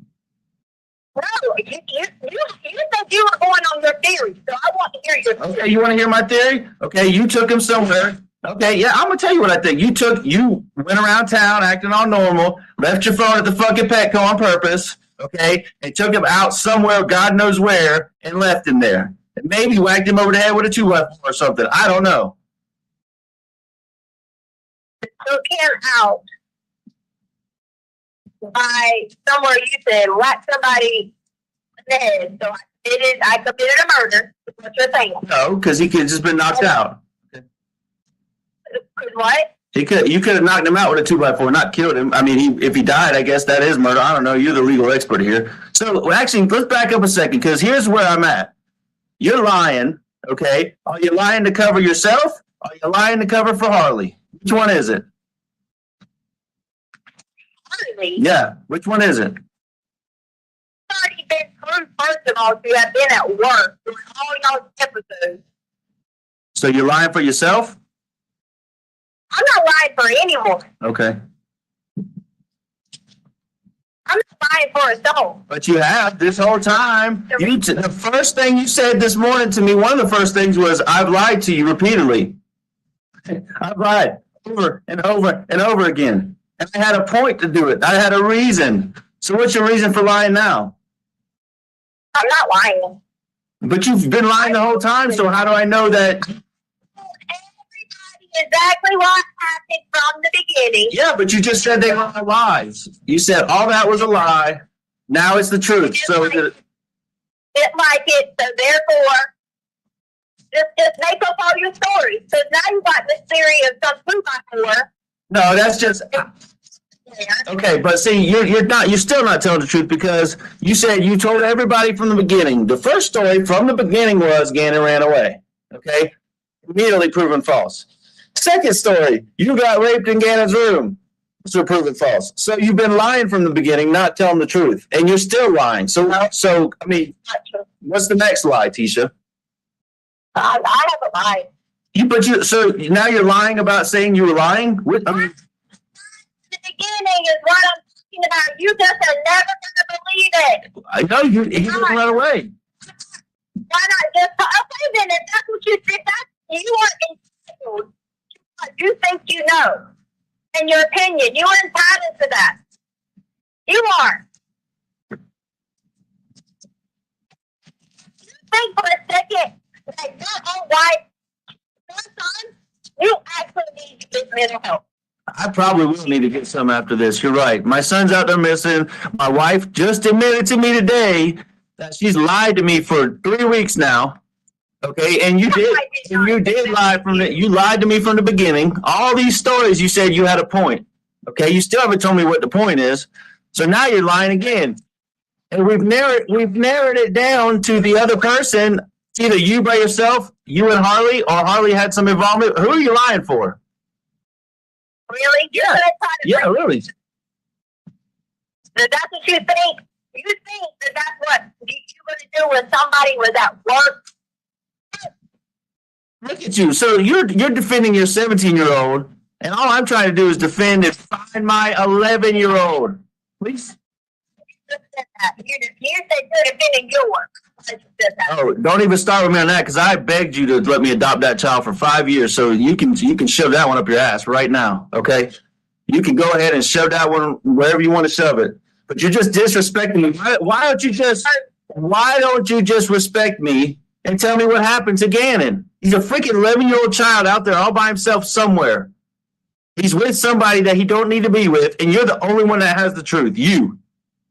And you admittedly, yes, you did. You said you lied over and over and over again. With somebody you don't need to be with. You just said that, but then you told me that no one else is involved. So which one is it? You tell me. You keep. You. You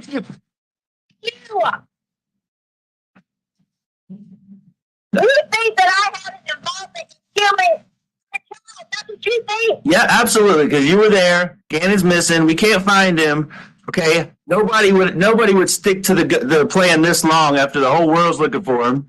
Okay.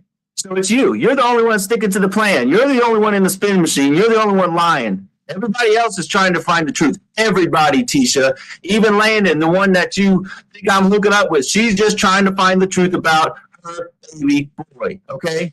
I'm glad you get to spend the rest of your life with Landon. Yeah. I mean, whatever. If you think that, that's fine. Like you tell me, you're entitled to your opinion, but there's a fact here that you were the last one to see him. I wasn't there, so I don't know anything. You know everything, and you're lying repeatedly over and over again. You didn't get raped. Gannon didn't run away. There's no Quincy Brown, Eduardo, Uncle Matt. There's no high fives. There's no Gannon jumping in his back. Okay, what there is there's blood in his room. Okay, he's gone, and we can't find him. That's what, and you were left with him and didn't come home with him, okay? And you still haven't filled any of the blanks. I mean, there's facts out there, okay? There's facts out there, and you won't even tell me the truth. You keep lying to me, making up some bike bullshit, okay? Gannon fell off his bike and busted his head and needed 911. Are you serious? And then as soon as I say that, we go back to the house. I mean, I don't even want to do this, okay? You're just going to continue to lie to me. Why am I even wasting my time? So when I testify on the stand, that's what I'm going to say. My wife had all the information. She chose to lie about it. I have nothing else to say. Okay? That's where I'm at. All right. Have a good day.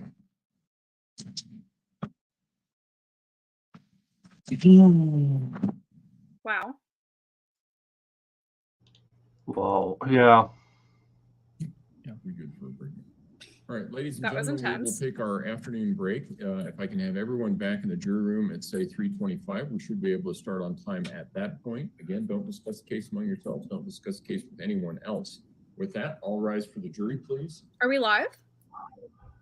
We are 11 minutes behind, but yes, we are live besides that. So now they will have a 15 minutes break so we can catch up. And we are past 2 hours. Well, hi everybody. Hi Nicholas. Sorry I couldn't say hi before. I didn't want to interrupt the audio. Hi Flux. Hi everybody. And hi Jamie. It's nice to meet you. Hey, yeah, nice to meet you. Whew. Let's see if they have Keep anything. seated. Record should reflect the jury has left the courtroom. What's the plan for when we come back? Continuing with this, Judge, we still have 3 more phone calls potentially. Okay. All right. All right. Court will be in recess. Thank you. All right.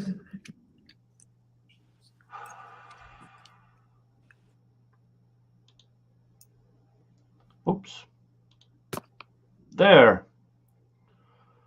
And I will just get this up to speed. Yeah. They are still on break on live. Whew. There are roughly present and past religions around 4,000 entities that people called God. And I don't think any of these would show mercy on this waste of air. Yep. She seems evil. I'll put it that way. Based on the morning portion that I watched when Jeff was on. I don't know what I missed, but I didn't need to listen to much to get that impression. Whew. It's pretty much the same argument over and over again she has with him. So yeah, if you got the gist of it, it's kind of just elongated version of it. So have we been going through audios this entire time? Because I remember the last part that I listened to when Jeff was on, there was more audio like this. So just curious. This was phone call number 6 or 7 out of 16 recordings, I think. So there is more. And I don't think I need to curse. I think I spoke what I needed. Let's show Wild Red post the children from not getting married. Yeah. And this on February 4th, Leticia posted a Facebook video of Gannon waving and jumping off a pier. The same day, she dumped Gannon off a bridge. That's awful. God. And then I saw this. Colorado has the capital punishment, but there was some misses with from the prosecution of giving up information and stuff like that to the defense. So the judge took the death penalty off the table. Correct. But I do think that life in prison will be harder on this supposedly human being than the death penalty, because if you're on death row, you get benefits that lifers don't. And I saw this as well. The thing about revenge, inflicting her with pain would solve nothing. She'd understand why, but it would never feel like it hoped we would. And I agree with this. Yeah, it's the thing about the death penalty. So I had an undergrad criminology class, and I had a professor who argued very strongly that it was not a deterrent, which I think is a good systemic argument. And it's interesting because I've talked to Steve Gosney about the death penalty, and he said that he used to be 60-40 in favor, and now he is staunchly against it. My personal stance has changed significantly, and the fact of the matter is that in the US, it is so much costlier to put somebody to death than it is to house them in prison for life. Personally, I think that some people, you know, it's worth the cost because they're hideous and horrible, and I don't think that people do, you know, who are monsters who murder children, I don't think that those people deserve to live. But it doesn't bring back that child. It doesn't, you know, it doesn't change anything. And so overall, you know, I'm interested in that argument, but I agree with you, you know, her having benefits on death row, that would not be anything anybody would want. She's just going to sit there. It's going to cost a lot of money. It's going to take a long time for that to happen. She might as well serve life. Yeah, and she is in her late 30s or early 40s now. And even as a lifer, the life expectancy isn't much longer than the time they can spend on death row. So, well, people don't take kindly to people who hurt children in prison. She's not going to have a happy time, especially in a women's prison. Especially in a women's prison, a lot of those women are missing their kids. What she did is, I mean, everybody's going to know. She can't hide that from people. It's a very televised, very well known. You know, she's going to suffer. I don't know exactly how much she's going to suffer. Maybe not as much as a man would in a man's prison, but it's going to be bad for her. So that's some small comfort, I think. We can help. Be honest. Yeah. Yeah, this last recording was interesting, and I admire David for following this entire trial, and you as well. Yeah. Let's get rid of the banner there. You as well, Jamie. Because this, and there's roughly 7 to 9 recordings left, and I don't think it will improve. What did you think about her actually saying, I only lied to prove a point? Like, is she serious? Yeah, that was extremely weird to hear. Yeah. What point? What, that she should be able to lie, and him believing in her and supporting her no matter what? What did she lie about? She has told that from the 2 weeks after Gannon's disappearance, she has told 7 different stories about what happened. Just the 2 following weeks, and she keeps going. They had that about a known child abuser offender that she probably Googled and gave the name, as he was the one kidnapping Gannon. But that person Court will recall 20 CR 1358, People versus Leticia Stauch. Record should reflect the jury has returned to the court, or is not present in the courtroom. Do we need Mr. Grusing? He's here, Judge. He's in the back. One thing I would just wanted to give the court an update on. We've got 3 of these phone calls left. I'd like to get these done before the end of today. Okay. And so I'm not going to necessarily call Mr. Grusing back up to the stand between each phone call. The next one is 22 minutes. Then we've got a 58 minutes, and then we got a 29 minutes, which should be about right. It's going to be pretty close. It'll be really close. But then that will allow us to jump into his interview of the defendant on Friday morning. And again, About 5 hours, that one. that one is. Yeah. Okay. Is this 58, 59? So 57, 58, and 59 are the last 3. Okay, and they've already been admitted, so you can go ahead and play them. They have been, together if you want. Yep. And then do all your questions. Okay, I need to go take a whiz. So Exactly. Yep. Exactly. Yep. All right. Can you guys All right. hear me by the way? Go ahead and bring the jury in then. Yes. And hi, nice to meet you. I'll just make I'm a brief- Chandler. Hi, nice to meet you. Dates and how long each call That's is. fine. We've been sitting through this for 10 days now. I'm brand new to it, but I started listening to the session from today, and it, oh God, it's very disturbing. Yeah, it is. It's a very disturbing case. We are I definitely, commend you for sticking it out. yeah, it's been interesting. I'm really curious to see where the defense goes when it's their case in chief and they're trying to present the insanity. I think they're going to have a hard time, but it's going to be interesting.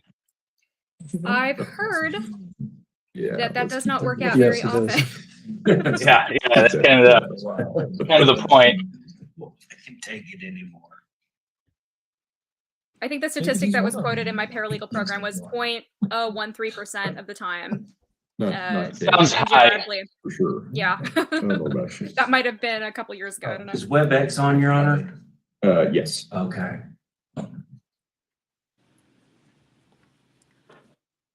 I was wondering if he was going to come in wearing a Hawaiian flower shirt today under his robe. What? What? What are they talking about? I have no idea. Oh, the judge wearing a Hawaiian flower shirt. All right, with the jury, please. Be funny. With it, Yeah.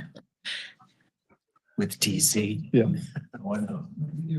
I'm just gonna catch as catch can with this one because I know nothing other than what I watched Sure. for like a couple hours from the morning session. So you should join me tomorrow. We're going to review the 2.5 weeks we've had so far on this trial on my stream. I'd love that. Yeah. That's Yeah, they such a- don't have that's a- court on Thursdays, so he's gonna do a recap day. Thank you. May all be seated. Court will recall 20 CR 1358. That's so cool to be invited on somebody's stream the moment I meet them. I'm very flattered. More the merrier. Thank you, Your Honor. Good news is we have more phone calls to listen to. Bad news is only 3 left. Okay. So at this particular point, Judge, we'd like to publish People's Exhibit 57, All right. which is a recorded phone call February 17, 2020 at 2:24 p.m., previously admitted during Al Stauch's testimony. Feels Right. backwards. Feels like the bad Mm, news you should be look that we at have the more to other listen to. ones. It is I 22 was gonna minutes. say, I think 17 you got that wrong. seconds. Yeah. The good news is we only have 3 left, right? Right. I can't imagine they're having fun with this. Podium again. Yes. It's very tedious and it's like ear piercing. I put the Well, yeah, link the- in the The chat, by the way. voices. The voices Yeah. just that's like so great. Hello? Oh my god. I didn't get anything question mark. Oh, I said, did you want to talk about, like, did you set up an appointment for this? How much is it going to cost? No, here's my approach on it. My approach is, if you don't, in my opinion, and this is how I want it to be, so there's no like, question or anything. If you don't control the aspect of it as far as validity, checking out, like, I feel like you will try to take it and say that it's someone you do, or I want to prove 100% to you. Because I know you're hurt, I know you're upset, but those things are not true what you said. They're just not true. And I don't care about a court of law because you know why? My attorney was shredded apart. I'm worried about my husband knowing that I did not do such a thing. All right, well, Because I care about you, and I feel like if you know that that's the truth, that I did not, then everything could be okay. yeah, I mean, right? I mean, if you know for 100% that I did not hurt a child, kill a child, kill a 2x4, whatever you may say, would it not make you feel a lot different right now? yeah, I told you I'd stand by you with the truth, you know? And I pulled up that link and, I mean, they got 5 stars, so that it looks legit on the surface. And yeah, I mean, you hit a great point there about, you know, I am about validating things and looking into things. Part of that process would be, you know, getting some questions answered that I want answered, right? I think you can assume that, right? Okay. All right. So that being said, as I was waiting on you to get back, I wrote down basically 3 or 4 questions, and I want to pose them to you now, so that way I'm not surprised when I go in there. Okay? Are you willing to do that with me? And then we'll. You said you're not surprised, or Neither one of us, so you know the questions and I know the questions. oh, okay, I get what you said. Yep. Yeah. So I'll ask them, and you just give me yes or it's just simple yes or no questions. Okay? And then, so you're not, once again, trying to be fair to you and fair to myself, that these are some of the questions that I want answered. Number 1, do you know where Gannon is? Yes or no? Yeah. I mean, but this is the question I'm going to prove to you too, right? Yeah. You understand? Right. You can answer them now, but then you can answer them then as well. Okay. You should, you know, Okay. Who was Gannon last with? they don't ask you questions like that. Oh, you're right. I'm sorry. It's yes or no. Do you know who Gannon was with last?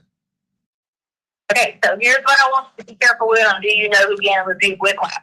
Because, let me explain Yeah. to you. Go ahead. I'm sorry. Go ahead. Have You're cool. a more specific approach in that, because you need to say, do you know a description or have a picture in your mind of who Gannon was with last? Okay. Think of that. All right. How about it this way? Were you the last person Gannon was with? Okay. Well, that leads into To ask the question of someone else. right. Yeah, I know. And I'm not going to be the one phrasing the questions. I'm just telling you questions that I want answered. So you answered the question was, were you the last person Gannon was with? And you said no. Okay. And I'll leave it at that. I'm not going to go take that down a rabbit trail. Okay. Did you accidentally hurt Gannon? No. Did you It was murder intentional. Gannon? No. Okay. Well, so, I mean, that's kind of, it's just some of the questions I'm going to want answered. So when are you going to be able to do this? I want to get this done as soon as possible. I'm ready to do it tomorrow. I think because of the publicity of this case, they'll squeeze you in and make an appointment for you tomorrow. If we go up there and, call them and say, hey, listen, this is the Gannon Stauch case. We need a polygraph ASAP. Let's do it. I don't know. When's the earliest you can do it? I'll just take money out of the bank account and I'll pay for it. So can you get me just like 2 or 3 times or days and times that they have available? Send them to me and I'll tell you exactly which one will work best. Nope. Leticia, this is I don't have a way around. okay. I'm going to help people out so that I can have food and a place to stay. Okay. And I'm the one that to do this. But I'll even come and get you tomorrow morning. I want to do it like 8 or 9 o'clock in the morning. I'll come and get you at Michelle's house, okay? And I'll bring you to this place. It's Michelle, right? I'm not in Michelle's house. Okay, where are you at now? I'm staying with random people that reached out online, people that are following this case. Okay, well, send me your location through your phone, or send me an address or a 10-digit grid coordinate from Google Earth. And you're going to pick me up? Yeah, because I guarantee you they'll squeeze you in tomorrow. Because this will be another star in their cap, a feather in their cap. Right, because it's about some publicity for you. No, not for me. I want the truth. And you know what? Every minute, every second we sit here and talk about this is another minute that Gannon is danger. I told you I would do this and gave me the person. All right. Well, tomorrow's the day. Okay. If not, then you're not serious about it. That's just, and I'm. About it. I've already told you yes. I've already said yes, yes. All right. And I'll set the appointment. If it needs to be the afternoon, fine, whatever. But we'll do it. Okay. Tomorrow. I've already, like, I don't know why you keep saying that. You think I'm change it. I've already said yes. I also want to know what I need to be, because I saw where somewhere online it says something about eating and drinking, stuff like that. So, All right. I'll answer that for you. But I mean, why don't you plan on like a 6-hour window or something? Okay. I mean, well, just I'm just going based off generalizations, Tisha. Come on now. I don't know the answer to that. You can Google it just like I can. I'll call him and I'll find out. And I'm just saying, plan on, if you think you're not supposed to eat for a while, then don't eat for a while. I mean, it's not a big deal. But I'll call them and I'll set it up for tomorrow, afternoon, whatever. You just let me know where to come get you, or let me know, just be there if you don't want me to come get you. okay. And so now you had your questions that you wanted, and so now I have questions. So now I'm taking a polygraph? No, you're not taking a polygraph. No, okay. I'm asking you 4 questions. All right, go ahead with them. When you get the results that say I have passed this polygraph test, Okay. what is your course of action? These are yes or no questions, please. Okay? Is your course of action to be with your wife in marriage and your daughter and the rest of our family back to normal and figuring out who has Gannon? No. But that's not your approach. You said once you answer some polygraph questions, once we find Gannon, okay. That's not what I said. No. Okay. All right. No, I didn't. All right. Yes or no questions. I didn't do this to you. I took your yes or no questions. Once the polygraph test comes back and shows you that I am telling the truth to the questions, that I had nothing to do with Gannon in any kind of way, being hurt, murdered, taken, whatever, are you going to be with your wife? Nope.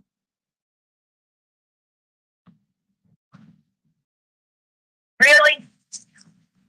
It's a long pause after nope. So why? Yes or no questions, please. Still going to do it. I just want you to tell me why. Because the key to standing by you is the truth and Gannon. So, Just told you if I pass the polygraph test and you know I didn't have anything to do with it. I'm trying to understand here. Why would you say no to being with your wife if it's proven on the test that I didn't have anything to do with it? I just want to know the truth on that. I'm still going to do it so it can clear my name. I just want to know the truth from you. I'm waiting for the next yes or no questions. Come on, man. Just be real with me. This is not a time to play. I'm not, Tisha. You got to understand.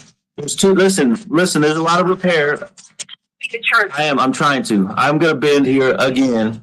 G's the most important thing, but there's a lot of emotions. There's a lot of damage, okay, from this situation. And I'm not here to argue with you, okay? But there's a lot of damage from all the lies that have been told that it's going to take some time to work through, okay? I said I'll stand by the truth, and I'll stand by you with the truth. Gannon's the priority. All right, what's your next yes or no question? Sorry, guys. I know this is a murder trial, but I couldn't help it.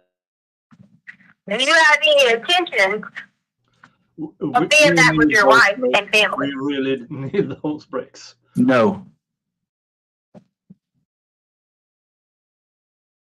And it's the same answer, same response as I gave you last time. Gannon's the priority right now.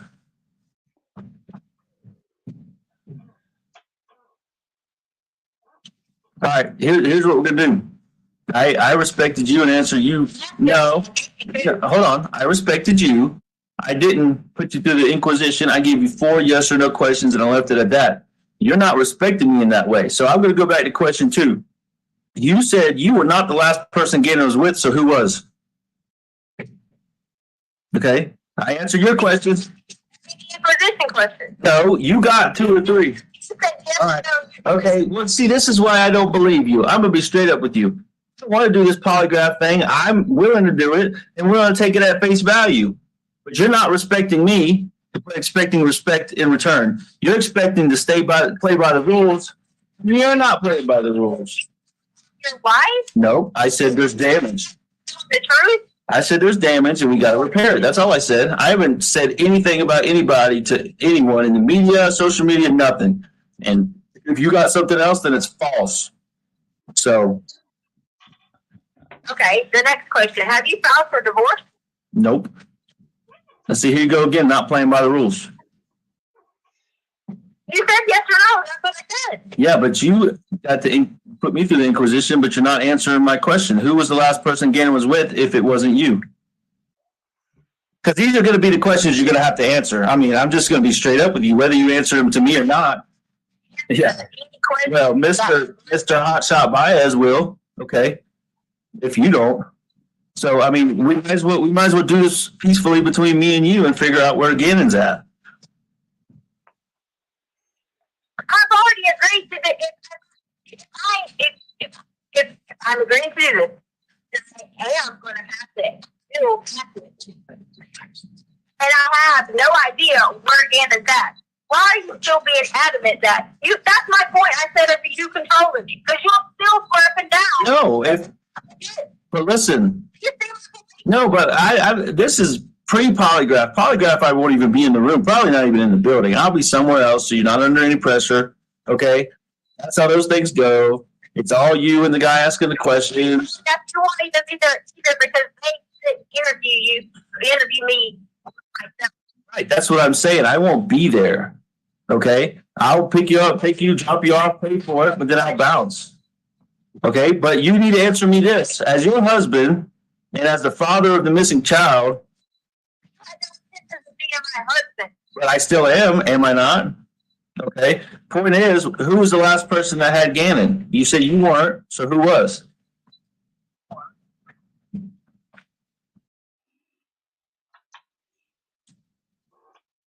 Hello?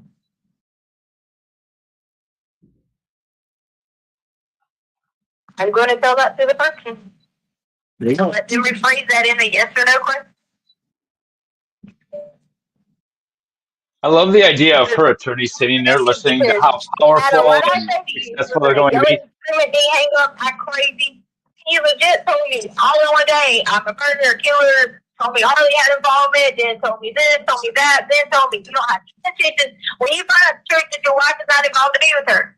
Okay. She bought this in one day. Okay, but did you She's murder my Gannon? nightmare client. As a defense attorney, she would be my Hey, nightmare did you client. murder Gannon? Did you kill Gannon? No. Okay, then it went back to what we said. It had to be an accident. So you accidentally hurt him. It's either or. You said that already. What did you ask? That's one of your questions, ain't it? Right. One of your questions. So Well, no, that's 2 questions, but it. here's where I have the problem. Okay. I will pass it, and then you're going to come back to square one and still accuse me. Because you're I'm going to going take to this need a image shower after this. and all this, you're going to accuse me of somehow still being involved. That's what you're going to do. Right now, you can't accept. You have the nerve to say to me, I have not conceived my wife and family at all. Hardly. If Gannon showed up on the doorstep today, you still going to say that to me. Yeah, fair enough. But you know what? Because you're so fucking pissed. No, I'm not pissed. I'm hurt. My son's missing. I'm hurt because my son's missing, and he's hurt. Okay, because I saw his blood, and I know that if you thought I knew who took Harley, and she was missing and hurt and raped and all these things that have been alleged, okay, if you thought I knew that, you'd want me to tell you too. Okay, you admitted you were not the last person that Gannon was with, so that means you at least a description, at least a name or something, and you're not telling me. And you need to put yourself. Okay, but that description was Quincy Brown and 15 different stories, and you already told me. You already told me. Yeah, it was Eduardo, the Mexican guy, right? Our Uncle Matt. Here we go again. Why don't you ask legit answers? Right. Oh, Yeah, that's insane. My headphones are messed up again. I don't know what I did. It wasn't the cat this time, but I have the earbuds in, and oh, it's piercing. yeah. But I have to jump again. Thank you, Nick, for covering this trial, and I'll see everybody tomorrow for the recap. We have a lot to go over, but I'm going to be listening. So, thanks again, guys. Awesome. Great to meet you, David. Nice to meet you. See you tomorrow. Thanks for the invite. Looking forward to the stream. Yeah. Bye, Jamie. Bye. Bye. Yeah, and I should have the. Let me check here. Yes, I have the MLS Law Show recap tomorrow. That is pinned on the top of the chat, so everybody can in the chat can copy that link, so you can listen in on the recap. So we get all the crazy stuff in a few hours. Oh. This is. You're in for it, Chandler.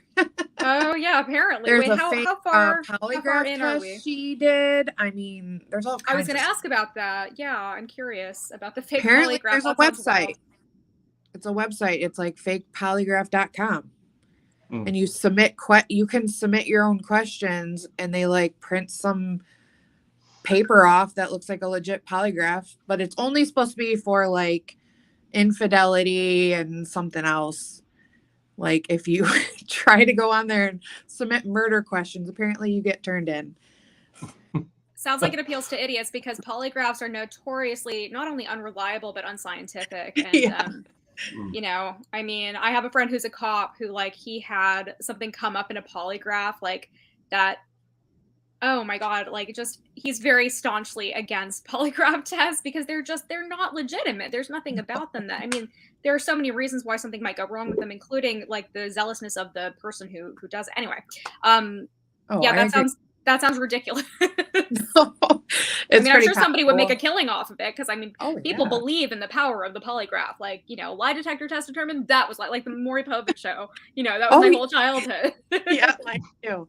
I was like, oh, you know that they're let's have lying. Dave That's pull for it sure. up because we went to the website and we were actually reading testimonials, and people are like, "Fake polygraph saved my marriage," and it was like serious. We were I laughing. mean, when you've gotten to that point, it's like maybe you should just own up to the fact that, you know, you slept with somebody else. That's what I said. I'm like, you shouldn't be having to go to fakepolygraph.com to save your marriage. Maybe don't cheat on your husband. For some people, that's not an option, apparently. And have to get a fake polygraph test. But let's continue with this recording so we can get through the day. Right. Did you kill Gannon? That's a legit question. No. Okay. Did you accidentally hurt Gannon? No. But he asked me like 15 times. Like, so you can go ahead and get this out your system because I'm a. Well, okay, fine. Is anybody you're gonna be like, wow, pass the test. Yeah. Okay. But the bottom line is. The bottom line is. Grace the girl called online to do it. Yeah, let's call her. Let's call Maury Povich too. He'll help. Call him. But you've already said tomorrow or whenever you're calling this thing. You've already said that. You said you wanted to do it between me and you because this is for you. No, you said that. But the truth is you won't tell me who because there is no who, and the who's you. Okay, so here you go again. You are not even trusted in. That's why I said you control who it was because you're not even trusting in a lie detector test. No, you sent me a link and you said no to the FBI, which if I had a choice, it'd be the FBI. Join the police department. Okay, then I don't have control. Then I don't have control. I don't have a say so. This is where we always get to in our relationship. Somebody in Colorado Springs. I did. There's FBI at Colorado Springs, and you got her number. You just told me you were going to call the other people. I'm not doing the FBI because they're police. I'm doing a license. Okay, so listen. Listen, if the who Gannon was last with, if the who is not you, then who is it? I'm doing the same damn question. Because you never answer it. You never answer it. You already made it clear that I'm not your wife. You already made that clear. No, actually, I actually, and I quote, I said, "You are still my wife." I just said, "We don't have a relationship right now because of all this." That's what I said. To be clear. But you're telling me, I mean absolutely nothing to you. I'm a piece of crap. That's what you're telling me. Hey, yeah. Hey, guess what? So this whole, back to this whole lie detector test bullshit. If you're gonna pass it, who gives a fuck who gives you the lie detector test?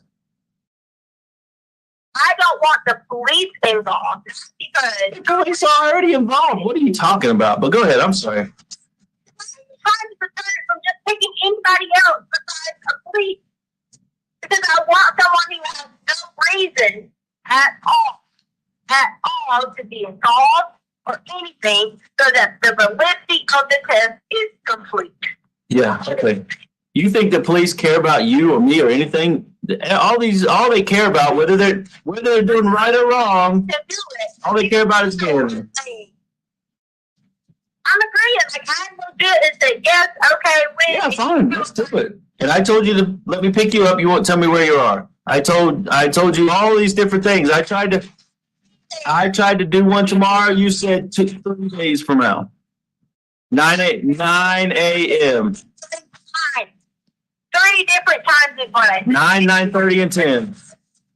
9, 9:30, and 10. They had available. That's what I'm gonna tell them.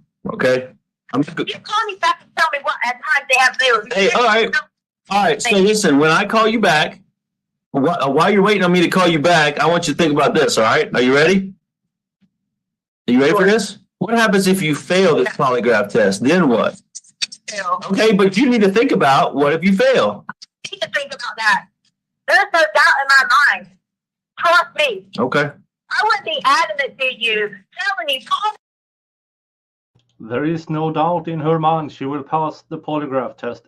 Well, if you buy a fake one, yeah, that kind of levels the playing field a bit. But then again, if you submit questions about murder, they will turn you in. Yes, they will. Oh, yeah. Oh, let's get through this. You back after you said those things to me. Do you think I'd be wasting my time to try to prove to a man who is fucking just treating me like this? Hey, you were also adamant about Quincy Brown, remember? Until the news reporter, not the polygraph, the news reporter shot that full of shit. To the person that I care about, the person that I love, with something in me. You care about Gannon? He knows that. You care about Gannon, or am I the only one you care about? Of course, I have to care about you first in order to care about our children. Okay, so if you truly care about me, okay, if you truly care about me and all this stuff, no, listen to me. If you truly care about me and want all this stuff that you tell me every day that you want and send me all these pictures, if all that really means anything to you, first of all, you sent me a picture without your ring on the other day, so that's bullshit. I'm calling bullshit on that. Second of all, yeah, then you told me you were wearing them, and then you sent me a picture without them. So, anyways, so I said I missed wearing my ring. Oh, okay. I said, but the police have confiscated them, and you won't help me get any of them back because they're in the card that's in your name that you probably already have back. yeah, I wish. I'm still paying on it, by the way. I don't have it, so just so you know. Totally glad to pay on it. Hard. And not have it, right? Okay. Anyways, if you really cared about me, Doing a child like that. if you really cared about, let's cut this shit off because this is ridiculous. Okay, is everybody okay on going up to 0.25 speed on this? But we are only 3 minutes behind, so it won't be done. You can Sadly, try, this is but I more. think if you bump up it, it's gonna make her voice even worse because she talks really fast as it is. So Yeah. we can try. Yeah, let's just get through it. If you really cared about me, you would have lied to me 15 times and you wouldn't be lying to me now. Okay? And that's it.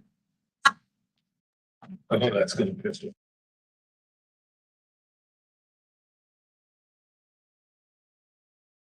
Your Honor, the next one is People's Exhibit 58, which is February 19th, 2020 at 12:11 p.m. This was previously admitted during Al Stauch's testimony, and it's 58 minutes and 41 seconds. 58 minutes. Good Lord.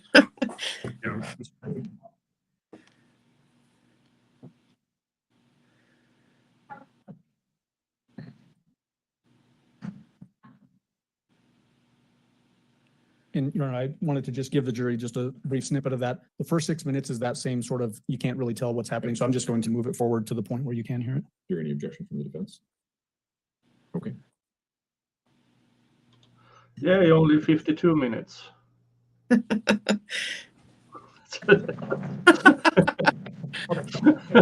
Looking at the bright side.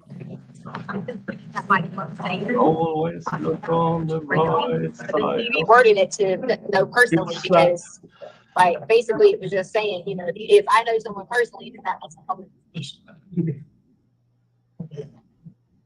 So I don't understand what you mean by that. You had him reworded or he reworded it? No, when you're in there talking to someone, that was the question I said. Like, one of the questions that you wanted. Yeah. I said to you that I would have to say, you know, certain things. So then he worded it as, you know, personally, he's involved with your stepson's disappearance. Right. And I said no.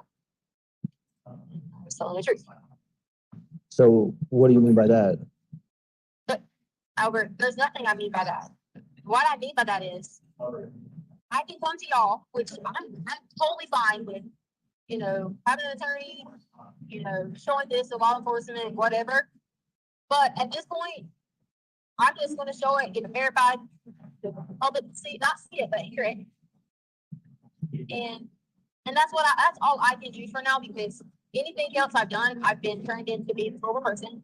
So nothing else I can do can help, because I'm just not a valid source or person that anyone wants to care about, help, information, nothing. That's been proven.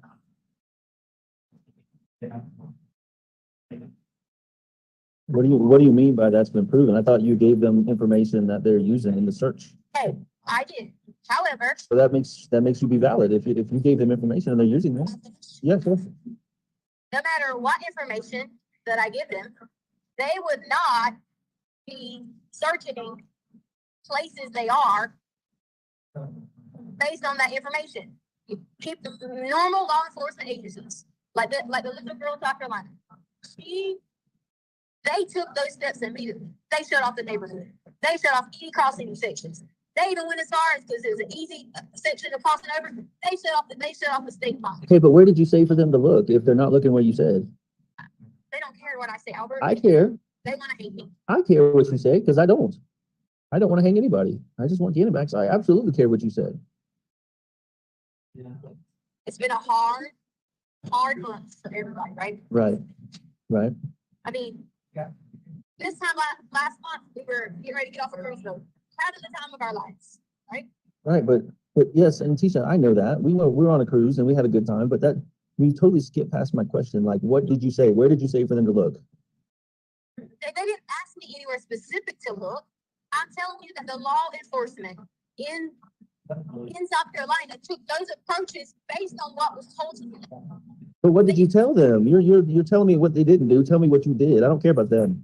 I already told them for witness state. I'm not going to go through this again with you. You're not going to tell me, the father of the child. You do, and it wasn't enough for you. No, I did not know. You've never told me. Oh my God. No. You told me nobody else was involved. You told me I was making up stuff. So I'm not going down that route. No, I'm not. I'm talking about any of that. None of that matters. The other person, none of that stuff matters right now. I want to know where you told them to look that they're not looking. I never said I told them to look where they're not looking. But you said, yes, you did. You said you gave them information that they're not using. Albert, based upon my statement, they would have took the same methods that the police department took in South Carolina in that situation. They would have immediately stepped in and shut off everyone. They would have a boot hunt for one person, and look where we're at. We're at Wednesday, February 19th. Wednesday, February 19th. You're telling me, yes, it's 23 days now. You're right. It's 23 days. Where did you tell them? What information did you give them that they're not paying attention to, like in South Carolina? That's not what I said. Yes, There you go again. but that is exactly what you said. You said you gave them information that they're barking up the wrong tree and they're not doing like they did in South Carolina. That's exactly what you said. They're not doing it in South Carolina. But what does that mean? They won. They should have shut the neighborhood down. Why? They won. Why? Okay, see, never mind. No, but that's what you're telling me what should have happened, but not the information. I was giving it to you, and you haven't supported me.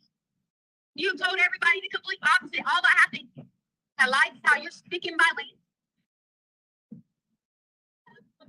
I can't hear you. What? Why should they have shut the neighborhood down? What's in the neighborhood that matters? Nothing. Then why should they have shut it down? That's That's just the process that they should have done.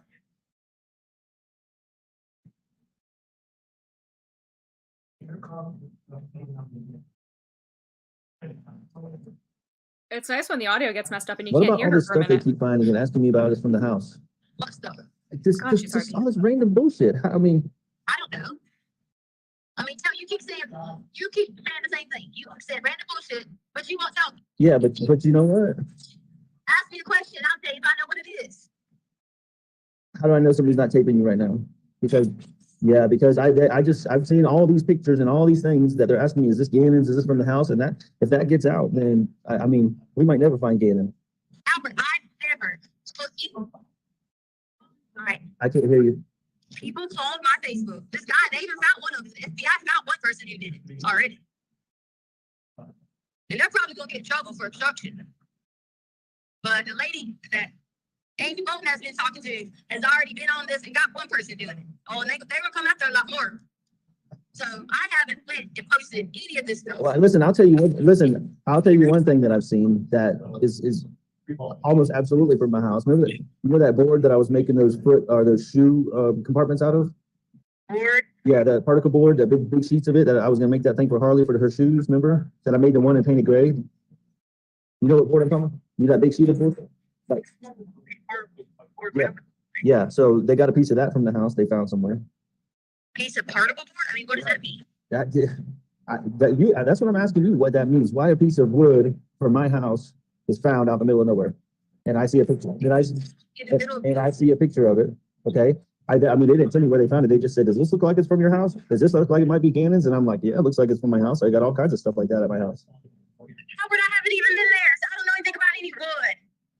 Tisha, you know all the wood at the house, all that stuff. I understand. I know the wood. But you guys watched me leave. I didn't leave with any wood. Well, there was wood in the back of the truck. A whole pile of wood in the back of the truck. Wasn't there a big particle that you were talking about? No, it wasn't a sheet. It was a piece of it that they showed me a picture of. Just a piece. Then I mean, I don't know. I didn't get rid of any of your board or anything like that. Well, what did you get rid of anything? No, I didn't get rid of anything. Nothing. If someone has took something from your house that you've been there, then someone took it when all those people were there. I haven't even been there and touched board, nothing. So, okay, if you didn't take anything like that, board, wood, anything, and get rid of it in that area, why were you in that area? In what area? The area where the truck was seen, at the area where they were searching. I'm guessing, I'm assuming this picture they showed me came from that area. That they're searching? Right, the area you talked about, that bike accident or whatever, that area that you went to, and you told me you went to, and you also told me you told them you went to. You guys say the names of the areas. Are you talking about County Line Road? Yes, County Line Road and wherever they're searching at. I don't know the exact areas. County Line Road. Yes, why were you there? What purpose did you have to go to Petco and then to go to County Line Road and then back to Petco? Because I was gonna go. Gannon was asking about the castles. Because remember the time we went riding and there was castles and his grandma who had just left was talking about the castles. Castles. Remember that, like, we took the back road, and she was with us one time, and it was like these old little castles. No, my mom was never with us when we did that. Well, you Never. said something about grandma would like these or something like that. Okay, all right. Okay, so that's what we were talking about. I said I was taking the back road because you could take that road and drop off. Because if you go back and look at the traffic cameras, 25 was pretty busy.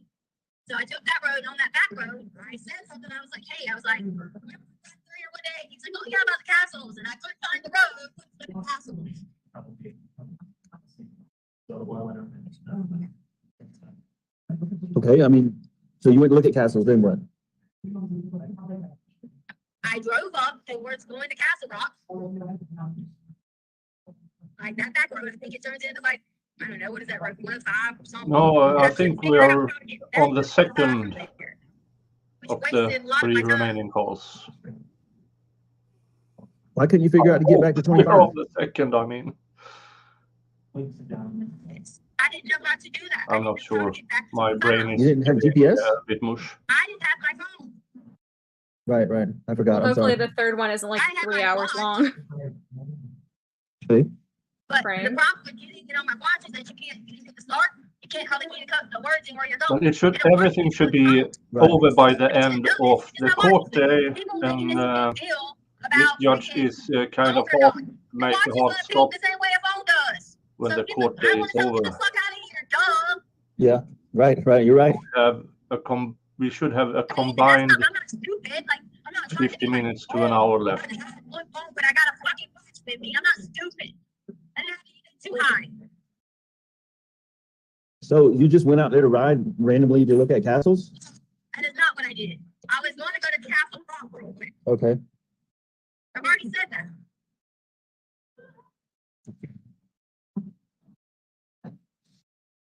So if anybody put any kind of boards or something out there, whatever the hell it was, maybe it was somebody who was house, everything. So somebody was in the house and they took the board and took it out there where you were at? 'Cause- Unless someone did that, I didn't take any boards, unless something fell off the truck. okay. Why would something fall off the truck if it was all down in the truck? I'm just saying to you. I'm just saying to you. I mean, I don't know. So did y'all make it to Castle Rock? I just told you that I didn't know how to get back to 25. Okay, but you had to at some point, right? Some point I did. Yeah, I don't remember when because it's been freaking how many weeks. Right. Okay, so no. Hold on. One more question. Trail. First, yeah, you're not to do No, that. you're right. I'm not. I just want to know where Gannon got out the truck. Because, Where did he get out the truck? yeah, it was not at the house, so don't say that. So where did he get out the truck? Can I tell you something? Yeah, tell me. If you think Gannon got out the truck, and wherever you think over there, and y'all are over there doing all your searches. Keep searching. Okay? Keep searching. Because once again, you've done nothing but making a witch hunt. You've been in all these areas. Okay. All right. You're right. So you're saying he never got out the truck. So I need to call them back and tell them to look for him in the truck. That Gannon, what do you mean look for him in the truck? Well, you said he never got out the truck. Kombucha, but I'm Gannon about to was switch to down wine. in the switch in the truck. Kind of need it. So, I mean, I don't know what the question is. I haven't done anything to Gannon. Did Gannon throw out that board or how that, you said it may have flew out. Did Gannon throw it out, you think? Yeah, anyone who is a recovering alcoholic or anything like that, you should. You don't remember how it got out of the truck? Because this is not good for it. I don't know. Maybe it got thrown out. I don't know. I really don't remember. Okay. Well, I don't remember. I don't understand what is the board got to do Or with if you're a lawyer of Well, sorts. I don't know. I don't think they would show me a And, board if it wasn't. the other Continue one. I don't know. alcoholic, well, You just said they showed you a board that just comes from your house. So this is what I don't. You talk about you don't. No, but God, if I was married to this woman, I'd have a really hard time staying sober. Jesus. supposedly this is what blows my mind. This is like what blows my mind. Okay, police in this country, in departments, do not call people and give them videos and give them evidence. They don't, because if they do, they know the stuff can be thrown out for that. So I don't believe for a second that police are calling people, telling them. I don't believe that, unless they're just ignorant. But how would police know if if it's relevant, or if it's my wood, or if it's Gannon's sock, or whatever. They got to ask questions. Okay. So they asked you for the socks. Now the sock been thrown out. I mean, yeah. So, how did the sock get thrown out? That's another question. Okay. Well, I mean, how do you know it's in a sock? I mean, socks are socks. I mean, I don't know, unless they got DNA off of it. Okay. Then if they got, then they should say to you that this is getting a sock unless they knew for 100% it's a sock. What about maybe or maybe not? I saw a picture of carpet from the house. Carpet. Yeah. So carpet. Yeah, the same. So carpet. Maybe. Yeah. I didn't see. No, I saw a picture of it. Yeah. I mean, I didn't say it's in the woods. I'm just saying maybe I saw a picture of the same carpet that's from the house. So. Carpet that's from the house in the woods. I didn't say in the woods. I said I saw a picture that looked maybe not is the carpet from our house. Okay. So what was it? Was it like a big piece of carpet? What? I mean, I don't know. I mean, come on. I mean, I saw a picture. I mean, there wasn't a ruler next to it or anything. Okay. I mean, I've seen 20 to 30 pictures. I mean, I'm just, maybe even more. I just remember, I remember a board. I feel like I may have seen it, but the carpet's been all over the story anyway. So, I mean, I could be, like you said, what? Do you know how the carpet piece that was taken out of the garage? Is that carpet you're talking about? I don't know. That's the only carpet that would have been taken out the garage again and got blood on from his foot. And I already told you this. And you said he cut his foot on the wood, or your Facebook also said he cut his foot on a tool. I don't know. I don't know if it's a tool or what. He was looking, you're looking for that daggone thing that you have. What thing? Thing that has the little holes in it or whatever, and you can like slice stuff. You were looking for something to slice stuff? What do you mean by that? Cut the wood with stuff. Cut the wood with stuff with something that has holes in it. Is that what? Like bridges. Bridges. Like to make the wood smooth? Yeah, it has a handle on it. We were looking for that because we thought that has a little handle on it or whatever. You know what I'm talking about? I think so. That, because you know the dogs eat the piece of carpet, I mean the piece of wood on the side of the thing. Yeah. I'm just trying to like shape that down, so we were looking for that piece. Oh, yeah, the like hand plane or whatever that I make the wood smooth with. The dogs are eating the side in the kitchen, so I was trying to get the two. I asked him to eat where these tools are at. We're both trying to figure them out, and we were trying to get the Yeti down. Did you ever find it? The piece? The wood. I mean, not the wood. The plane, the thing with the handle on it. No, But I thought you just said that's what he cut his foot on. I did not. I said he was going to get that and stepped on something in there. I don't know what he stepped on while he was helping me, because I was trying to get a Yeti. We were unloading stuff out of the car. I was going to go sell stuff online. I already said this. I was going to sell the Yeti online because we never use it. I was going to finish selling her clothes and stuff online. I mean, So are you going to send me the results of this, Polly, or not? I'm not going to send them to anyone. I would like to meet you to let you see them. You'll meet me to let me see them? I can let you go. So when I have this thing with Nancy Grace people, because they're going to be verifying the validity of it, they are going to have all this ready so that the public can hear it. So I tried to talk to you first about it. You didn't want to talk to me. You didn't want to say anything. And then you whatever, I get it. You're angry, hurt, got all this going on. I get it. Okay. So then I looked at it first and I did. I'll go this way. Beat them. It goes from there. But then I get on the phone with you, and now it's like there's stocks and this and that and who knows what. Right. Now you know how I feel. There's all these things, right? All these things. And it's like, okay, well, I mean, what did I do? What did I do wrong? I didn't never say you did anything wrong. The only thing I would ever come to the conclusion was that it was an accident. But All the way blatantly the other day.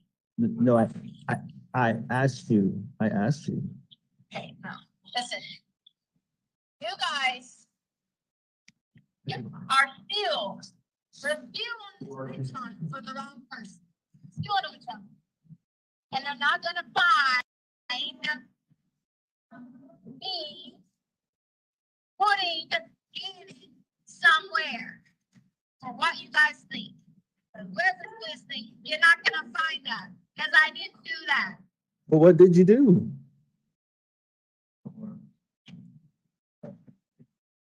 Hello? What? I mean, if you didn't do that, what did you do? Or, I mean, who is the person that did something? That's the missing link here to Gannon. Y'all didn't want to listen the first time. So. Listen, I'm all ears now. I'm sitting here in Starbucks making a fool of myself. Okay. Yourself. Because I'm sitting here trying to hide in the corner so nobody's looking at me. Okay. Oh God, can you imagine being at Starbucks and hearing this conversation? I'm Jesus. listening now. Tell me what happened. What did you do, or who has Gannon?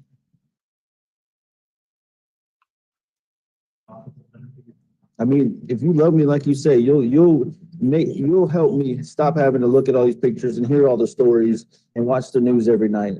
Okay, that's love. Love is also when I tell you that you listen instead of just being like, oh yeah, that really happened. Okay, I'm listening right now. No. You got my attention right now. You might not Start cursing me out. No, I won't. Not in Starbucks. I'm not doing this. 95%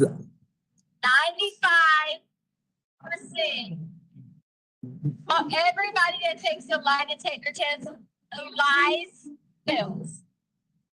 Only people who are like schizophrenia and things like that have problems with it. Okay? I get it.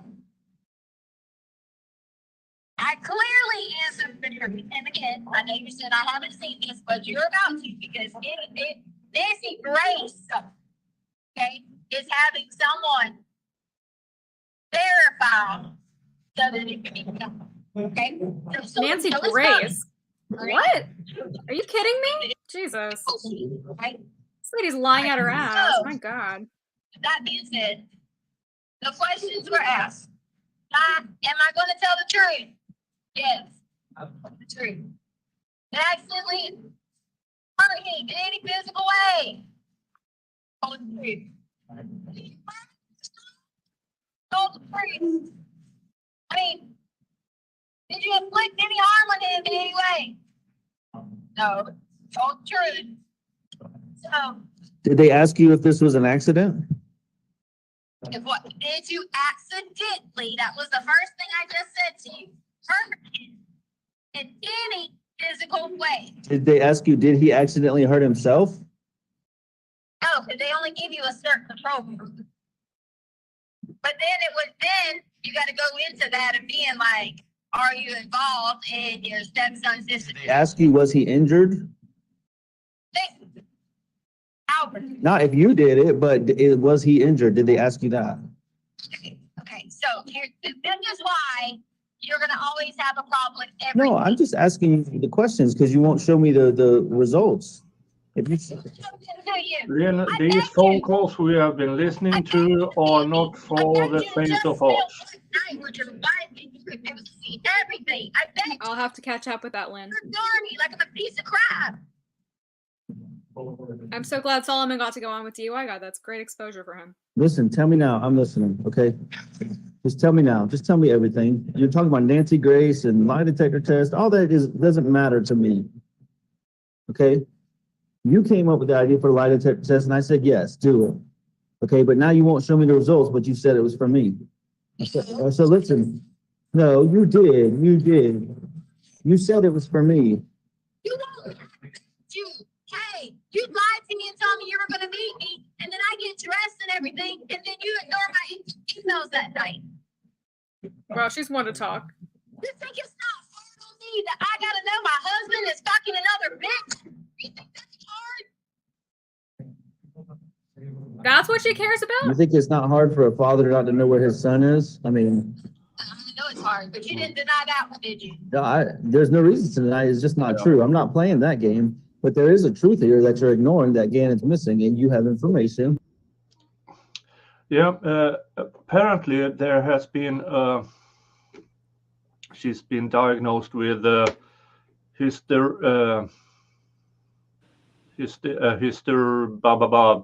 Histrionic personality disorder? Yeah, the Amber Heard disease. Yeah, that one. So I'm not surprised. everything is about her. Everything. Yeah. But Yeah. this is Amber Heard on steroids. This is Wow. what would have happened with Amber Heard if Johnny would have stayed.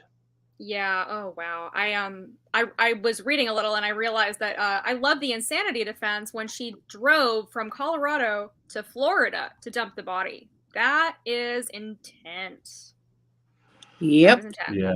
That is you can't like do that out of a schizoid compulsion. There's no remedy for that. If I were, I mean, honestly, like I was going to say before, just if I was a defense attorney representing her, she'd be my worst nightmare client. There is no way. I mean, not just like the headache of dealing with her, but then sitting in this courtroom and watching the jury react to this. I would love to see the jury's faces during this phone call. Oh my God. Yeah. And we're here when we talked about the jury is allowed to ask questions. Right. So between witnesses, they are allowed to ask questions to the witness. Oh, wait, what? Yes, Yeah. that's pretty cool. Oh, that's new. That's not something I've seen in a trial before. Is this a jurisdictional thing? Yeah, in Colorado, apparently they are allowed to. It's on the discretion of the judge that a jury can ask questions to the witness, but not until after the witness is done. Then they will send over a piece of paper with a question to the judge. The judge reads it, sees if it fits this witness, and then he asks the question. And the witness can answer, and then both the prosecution and defense can ask follow-up questions. Yeah.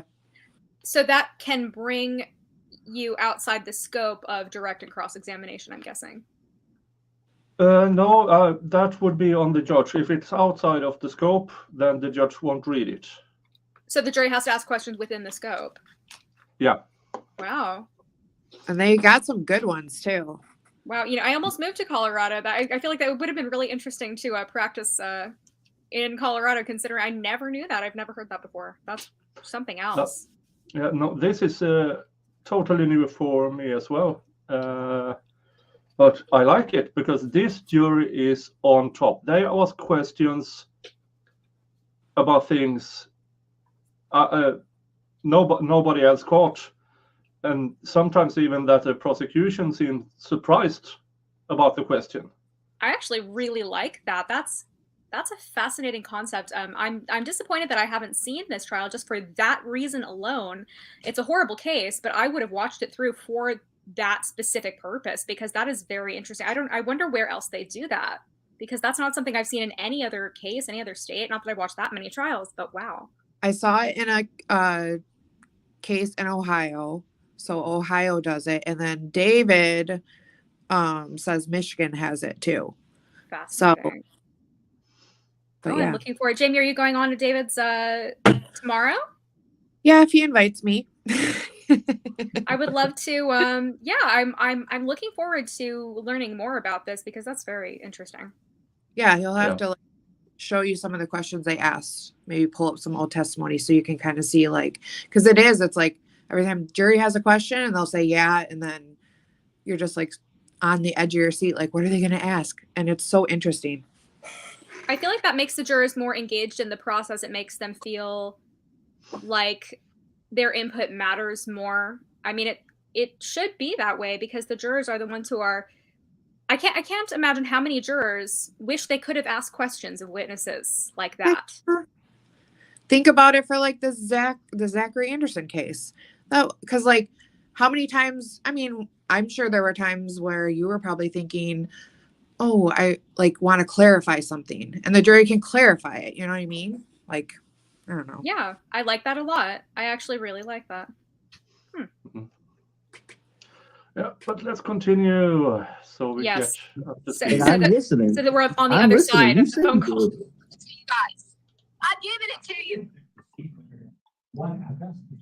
I'm gonna get more wine. I'm sick. Listen, I'm sick and tired of being alone. And the way for me to get past that is for me to get the information I need, and I know you have. And I'm listening. I'm not going to judge you. I just want the information. I don't care what happens. I want my son. Okay, I really don't care. If you're not guilty of anything, then you're not guilty of anything. I that's not what I'm worried about. I really don't care. I don't care who did what. I just want my son home with me now. That's what matters to me.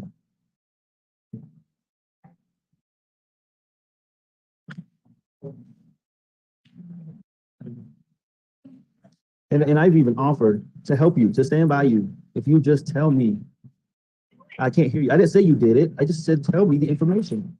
I covered it up. So no accident, you covered it up. So you didn't do anything. And there was no accident. So, but I can't hear you. There's no accident happened. I can't hear you. Albert, I can't hear you. hear me. I cannot hear you. I hear you in the background. I said, can you hear me now? Yes, I can hear you now. I said, there's no accident. Do you think in your mind that I'm going to tell you an accident happened and I panicked, didn't know what to do, and just threw him side the road? Okay, if that's not the case, then so it's kind of two options here. Either something happened on accident or something happened on purpose. Okay, either he hurt himself or you hurt him. I mean, you kind of got to paint the picture for me here. Either you killed him or it was an accident how he got hurt. I mean, those are the things that you got to decide and how you approach this. Okay, Either of those. Do you see what I'm saying? but the part then fill in the blank. He obviously got hurt. You told me that. Okay, he got hurt somehow, but you won't tell me anything else. Albert, I've already told you. Here's what's going to happen. I'm going to tell you again. And you know what you're going to do? You're going to tell me I'm a liar. This is a stupid fucked up story, and we're back with blaming it on someone else again. That's what you're going to tell me. No, listen. I honestly, let me back up. Let me start over. I really don't care if you tell me the truth or not. I'm past that point. I just want to know how I can get Gannon home. How do I know how you can get home if someone else is involved? How do I know that? This is where you have this disconnect with me. Tisha, you got to understand. Until you can stand there and you need to be you should be telling investigators why would you do this? Listen to her. I've told them that. Okay, I've told them that. I've told them that you're a school teacher, you've been babysitter. I mean, why would all these people trust you with their kids and then you do something like this? But the disconnect is, you know something, if not who. And I don't really care who. Okay, I just want to know where Gannon's at and how we can find him. So you can tell me you can throw out any random name, Johnny Tremaine, if you want to, whatever kind of name you want to. I just want to point to where Gannon's at. I mean, Okay. the truth is, okay, go ahead, sorry. What is the truth? Go ahead. The truth is so far beyond me right now. The only truth I care about is where Gannon is. I don't know where Gannon is. So no matter what I say to you, you're still going to get the same answer in the end. I don't know where he is. Okay, so how do we get to who took him? Well, you know, we should have been doing this like 3 weeks ago. I've been a week now talking to you and you still won't tell me this. You say, Albert, I don't want. This Sorry. man is so patient. I told you. I'm impressed. I went that way. I already told you. I told the people I went that way. Me. Innocent people don't tell people where they went. They just don't. Listen, just give me something. Just give me a guess. Like I said, the truth is, the only truth that matters is bringing Gannon home and where he's at. Just, Yes, Albert. yes, absolutely. Gannon is not Colorado. Your guess is that he's not in Colorado. Correct. Okay. Why? What makes you guess that? Because Tisha didn't hurt him, Okay. didn't dispose of him. Okay. Is she referring to herself in the third person? I So guess so. Tisha was in Colorado. with Is this where she's nothing, going to the insanity defense? and you guys have ran up all these places where y'all think I've been or whatever, and you haven't found Gannon. Okay, so where's the connect to put those two together? So if you had a guess, where would he be at? Like if you said you guessed he's not in Colorado, I don't disagree with that because they've looked and searched for 3 weeks and not found a damn thing other than some random pictures of some bullshit. Okay, they haven't found Gannon. So if you had to guess where he's at, where do you think he's at?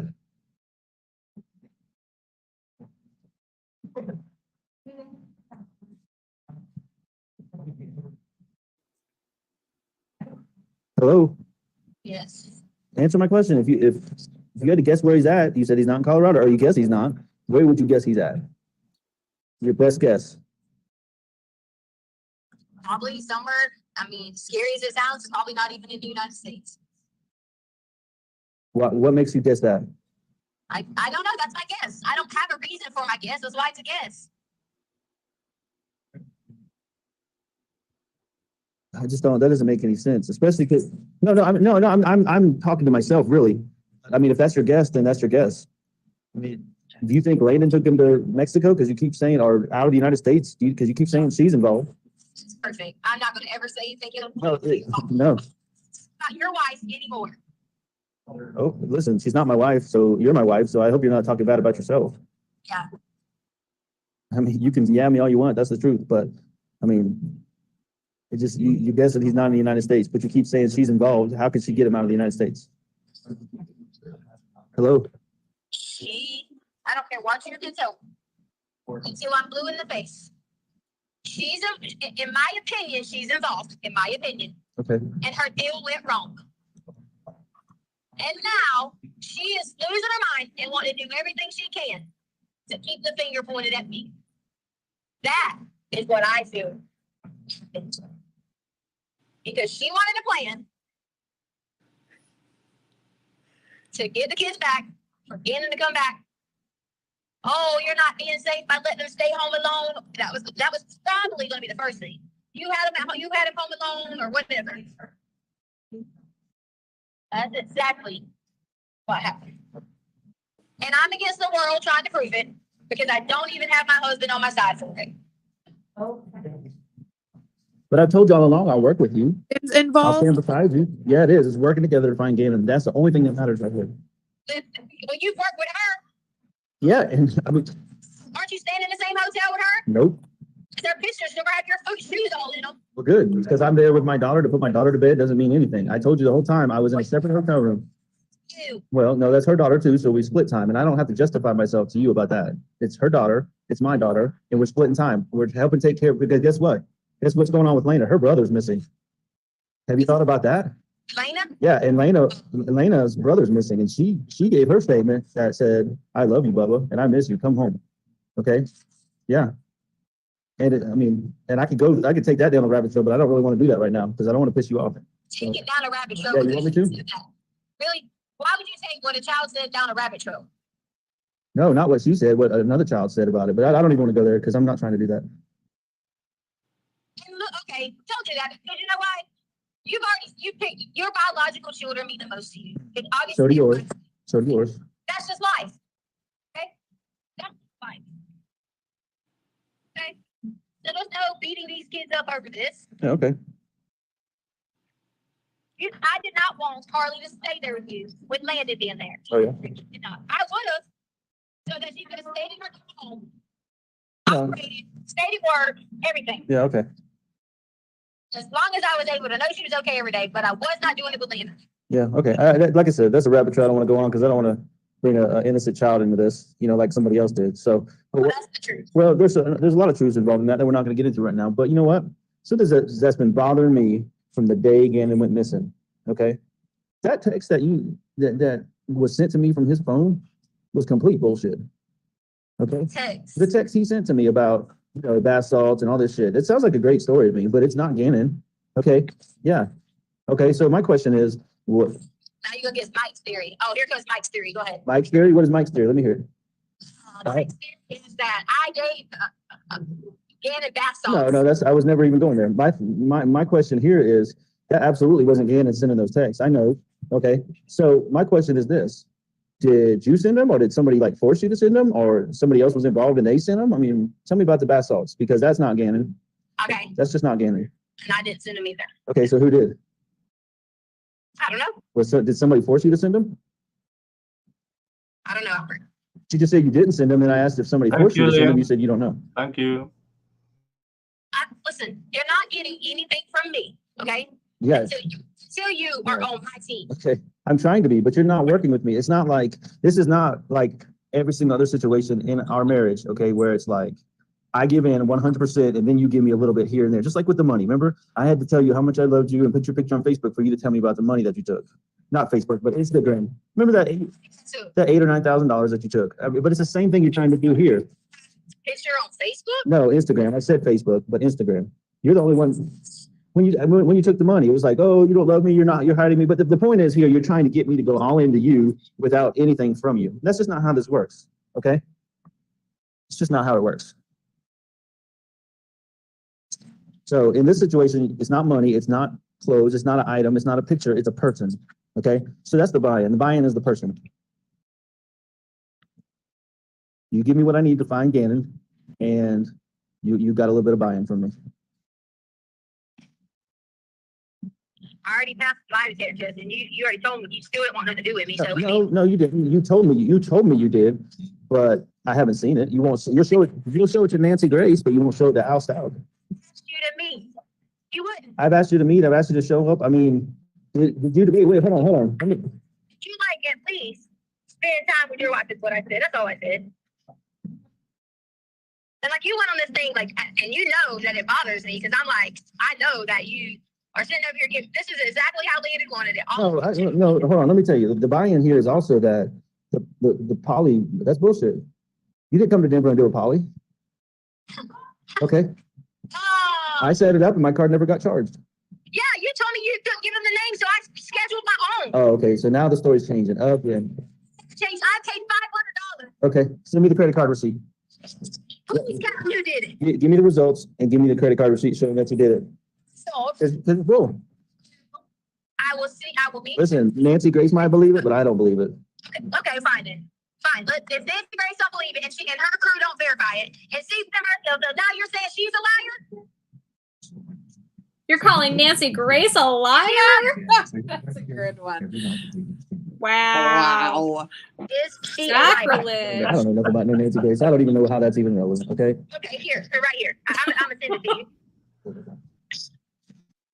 Nicholas, do you know Nancy Grace? Let me ask you this. I heard the Why are you name. sending that to me? You want a future with me? Yes. What is our future going to look like without Gannon? Jamie, we should give him a primer. I know. Answer that for me. When we get to And the end of think, this before phone you call, give me some we'll tell bullshit, you all think about long it. and hard about what our future looks like without Gannon. I love this lie that Nancy Grace and her team are going to verify the lie detector test. Wow. Yeah. I mean, He's Lon so- Tucker probably going to be mad. He's so Lon funny. Tucker probably going to be like, well, we love Nancy Grace. Yeah. She's a very I believe- pro-prosecution, Nicholas. And Sorry. I feel like that. Okay. 90-second elevator pitch. Who is Nancy Grace? Go for it, Chandler. Okay, so Nancy Grace is an American media personality. She got started, I think, after her fiance was killed. She's very pro-prosecution. She's quite hysterical. She's always, think of the little children. Every single accused person is guilty of whatever they're being accused of. And she's got like one of those hairdos. She's just like the biggest Karen in the history of all. That's how you've got to think of her. And she shows up at everything. She's like this vulture, and she makes a lot of money off of pretending to be very sympathetic to the victims. When it's very clear that she's made herself quite rich and quite fat off the land of, Oh, yeah. people's victims, people's loved ones being victimized. It's really, and people being falsely accused. She really doesn't care. I think she's done a whole thing with people who have later been proven innocent, and she went really hard after them and increased that kind of rhetoric. So. Yeah, I think Jeff mentioned her name on a Fit Friday stream, but for obvious reasons, my memory is a bit hazy. Yeah, if you just look her up on YouTube and watch a 20-second clip, you'll get the gist of what she's about. Yeah, that's about it. Did I miss anything, Jamie? Nope. Perfect. Let's get through this. Yeah, Proving it with the polygraph, answering questions and trying to get people on the right track of looking. The future should be together. It definitely takes a lot help from Jesus Christ. And praying that every single day, as hard as it may be, that it'll be one of those things where people come home or whatever. But he can't, you said come home. He's not a runaway. Somebody's got him is what you said. Okay, that meaning that there's been plenty of times that people have done this and something happens to someone, they take them and tie them up in basements and all this stuff. And then there are good stories to this. There are. You're not convincing. I asked you what our future looks like without Gannon, and you just went on some tangent about you didn't do anything. I said that means it was important and we work together to keep every effort in finding Gannon. If it means we have to join organizations together to help other people find their children while we're searching for Gannon. If it means that everything we do, from building stuff or setting up monuments or things like that, for people to come and be like, hey, can you help? Like, we have help. Okay, all right. That's our future, because that's a greater plan that God could have. Okay, fair enough. So our together starts now. It doesn't start when Gannon doesn't come home, okay? Our together starts now. So start with the bath salts. That was bullshit, wasn't it? No. It wasn't? So Gannon sent that to me about bath salts. Okay, so Because no, I want you to understand why I asked you that, because we know the friend was bullshit because he didn't leave to go to a friend's house. Okay, and the bath salts were directly involved with the friend because the friend asked him about the bath salts. So if there is no friend, then there is no bath salts. there is, and here's why. So there's a friend or there's bath salts. Oh. Okay, I'm sorry. Go ahead. I'm sorry. I'm listening. I'm sorry. The bath salts were resolved in the spot. When I talked to Gannon, Gannon clearly said that they had talked to him about bath salts at school during his doing that drug thing, right? The one that happened weeks before he went missing? Right. Okay. He said he already knew about bath salts during this time. He already knew. He knew what they could do, dangers, and things like that. However, someone did tell him that if they could bring bath salts, because it's part of this challenge, that he would get to play with them. Gannon didn't want to do anything with bath salts. In fact, I even showed Gannon how bath salts can be good. Meaning, I said, when you went and did your bath bomb, if you would have put bath salts in there, it kind of helps you breathe a little. It helps you relax. Gannon didn't have any intentions to go eat or snort or whatever bath salts. Or at least not from my opinion. I don't think he did. I think he just sincerely wanted to play with whoever this was. So why? So this was, when did they ask him about this? About the bath salts. When did the thing come up with the friend? Because another thing about Gannon is he, like say the puberty class, as soon as he hears something, he comes home typically that night and talks about it. So he waited 2 or 3 days to talk about it. He came in and talked about abuse. Came in what? He came in and talked about. I can't hear you. He came in immediately and talked about Friday. Immediately To when you? he came in. Okay, and you didn't mention it to me Friday? But he said when he was talking that they're not good for you. Right.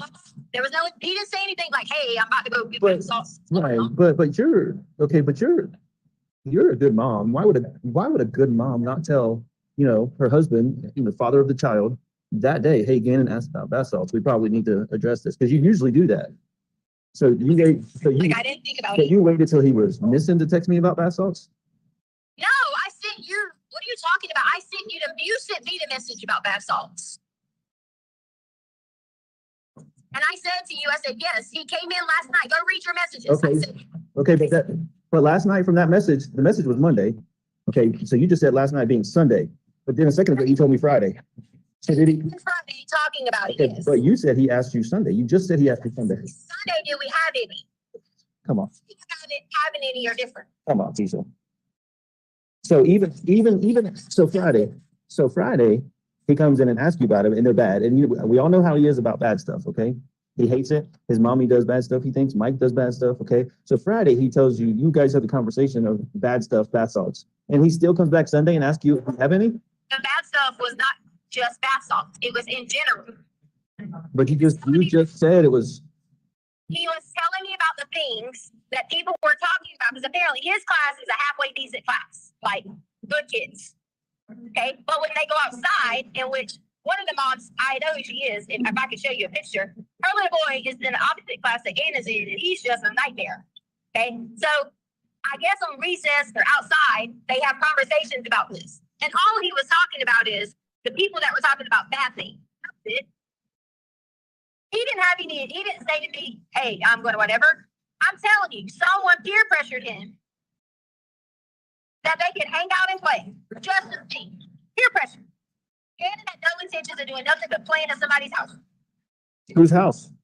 I made that clear to you. I don't know. Yeah, but that's all. That's not like Gannon. That's not like Gannon either. So do not tell us. Well, that is the truth. Okay. Because you can sit here and say some things are not like Gannon, but we caught him doing certain things. Okay. Like what? When? We will catch children do some things, and we have to be like, can't always say in our life, that's not like this. We can be instilled in them and hope that they make the best decisions when they are crossed with these things. But the bath sauce has completely nothing to do with what Gannon was going to do. Gannon was not going to go do anything bad with bath sauce. Hey, listen, I don't. My battery's getting low, so I just want you to know that if my battery cuts off, I'm not changing my theme here. That together, one of the first things together is you give me these polygraph results, okay? And I agree that you can meet me when I need them. No, you send it to me, and then I'll meet you. I am not sending it to you. Okay, then we're not together. We're not together in this. I am not sending a copy. Tisha, I need you to send me a copy of the polygraph results, or you don't. It's not clear to me that we're together in this. Hold on. Yes, that's the end of that one, obviously. The next one is 29 minutes. I think it's up to you. I mean, we can start it or do it Friday. Do it on Friday. Yeah. Is this the home stretch? We might have more votes if we ask other people. Okay. All I right. think they said they will do that on Friday. We will have our evening break, and I'll see you on Friday morning. Oh, wow. Okay. Again, don't discuss the case among yourselves. Don't discuss the case with anyone else. Don't do your own independent research about any aspect of this case. Stay offline regarding this case. You can still go do your Amazon shopping. Just don't start looking for anything about this case. Let people help you avoid any exposure of opinions or anything like that. And we will see you back on Friday morning at 9 o'clock. All right, the jury, please. Whew. Why is there no court on Thursday? I have no idea, but I'm very thankful it isn't.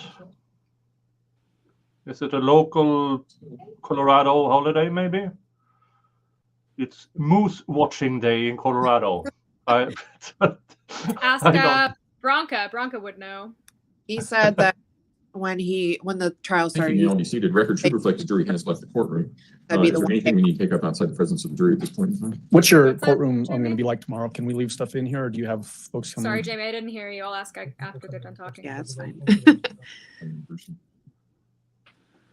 Probably the first case of the afternoon. We have, I have suppression hearings on a homicide tomorrow afternoon. So there will be people here. They may or may not have other evidence for that suppression hearing. I don't know. Okay, we'll get stuff out of the way then. Yeah, I think if you push it more to one side, I think it'll be okay. Okay. We're going to put all of ours on that back That's table. fine. You think that'll be fine? Yeah, should be. It's the Haas case. Yeah, it's Haas. I don't know if you. Okay. Okay. Yeah. Okay. So it Just move all of our stuff up. Yeah. It's somebody from your office. So if something happens to your stuff, you'll know who. Know who to go after. That's right. There you go. So and let's see. It's everybody else's. Let's see Just WebEx. everybody else's WebEx. Yeah. So it's just people from your office. Okay. Okay. See everybody on Friday morning. Yeah. Thank All right. you. All rise. Yeah. All right. Everybody's saying is he has other matters to take care of on Thursday, so they take Thursdays off every week. That's reasonable. Okay. Today was phone call day. And it was interesting to see the demolition of her insanity plea. Because this is not the actions of a person who is legally insane. Even how much we might think it's insane, there's a whole other story with legally insane. That's true. So, yeah, let's hide that one. Okay, let's finish this off with Chandler doing a small grift. Oh, sure. I would be happy to. Hi, everybody. I'm Chandler Remington. I'm a paralegal in Los Angeles, California. And I'm on Twitter. You can find me at Remy, REMY_legal. And that's the same username where you can find me on YouTube. You can also just look up my name, Chandler Remington, and I'll be right there. I recently started a YouTube channel, and I am an activist for men's rights and men's mental health. I support male victims of DV, and I started last year during the Depp trial. So go follow me. I have my first video ever, which I put out, called Why I'm Not a Feminist, which the volume's a little low. If you turn it up, you'll be able to hear everything that I'm saying, and look forward to new content coming out next week. So I'm here on YouTube. I'm here to stay, and I'm really happy to be here on Nicholas's channel, because I've been meaning to come on, and every time you sent me a link, I was like busy, or I was out, or I was doing something Eastery or whatever. And I'm really happy to get in on this trial, even though it is not a trial to be happy about. Yeah, this trial is bonkers, but It is. But I learned a lot from those phone calls. I mean, there was a lot. It's different, obviously, from coming in on a day like this is very different, because usually I'm coming in during some witness testimony and I have no idea what's going on if I'm in the middle of it. But he's asking her about all of these different fact patterns, and that's fascinating. Oh yeah, we'll have to catch you up on all the stories she started from beginning till now, because they're interesting how they've evolved. I'll do my best. If I can go back and watch previous streams and catch up a little bit, I have a lot of streaming that is scheduled between today and tomorrow, but I will do my best. But well, yeah, we will. David will have a recap tomorrow for a few hours. So there's not the prosecution has done a really good job with creating a timeline and the foundations for the evidence. So I don't see how the defense can. Well, they will be putting up a case in chief, because they have to with the insanity plea.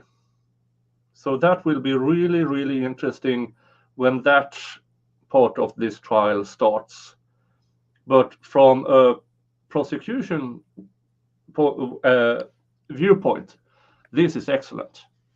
They are on point. They are as on point as you can be without actual footage of her doing all this to that poor kid. Yeah, especially with the audio. I mean, listening to those phone calls, does that sound like a woman who is mentally incapable? I mean, she's responding to all of the points that are being made by her husband in a clear and coherent way. She's obfuscating, she's lying, she's finding ways to cover the truth. She's not doing it artfully, but she's definitely doing it intentionally. It just, I don't know what happened before this, but I do not see how anybody could possibly plead insanity here. No. Although I don't blame them for trying. I don't blame them for trying, because a woman who killed a child that's a hard case to win. I mean, Jose Baez was really, really lucky with with the fact pattern in the Casey Anthony case, because jury's not going to like this. I don't like it. I'm pro defense all the time, and I'm just like, fry her ass, get her to the chair. On principle, I'm against the death penalty, but sometimes my objections are not spoken out loud. I hear that. Then it's Well, I'm going to catch the DUI guy interview with Solomon Anderson after this. Yes. That stream is already over, but I will catch it as I take a shower from listening to this woman. I'm looking forward to catching up with that one as well. This waste of air. Yeah. But thank you, Jamie, for showing up and leading us through this. Thank you, Chandler, for showing up. Absolutely. And And Jamie, I'm so happy to meet you. You're a new fan. Yeah. I've seen you on Legal Vices a lot, so I really like you. Oh, Yeah. well, I really like you too. You're a sweetheart. I only know you a little bit, but I've been really enjoying this stream and getting to know you a little bit. Okay. So hopefully in the future we'll be able to get to know each other better. I know. Yeah, and thank you to chat for being here, putting up with these phone calls and recordings and our bad jokes in the middle of it, but it was necessary. It was necessary. Very much. Yeah, I will see you all tomorrow, I hope, on David's stream. The link to David's stream is pinned on the top of the chat. So I'll see you all tomorrow. And until then, you all have a nice day, and I'll talk to you later.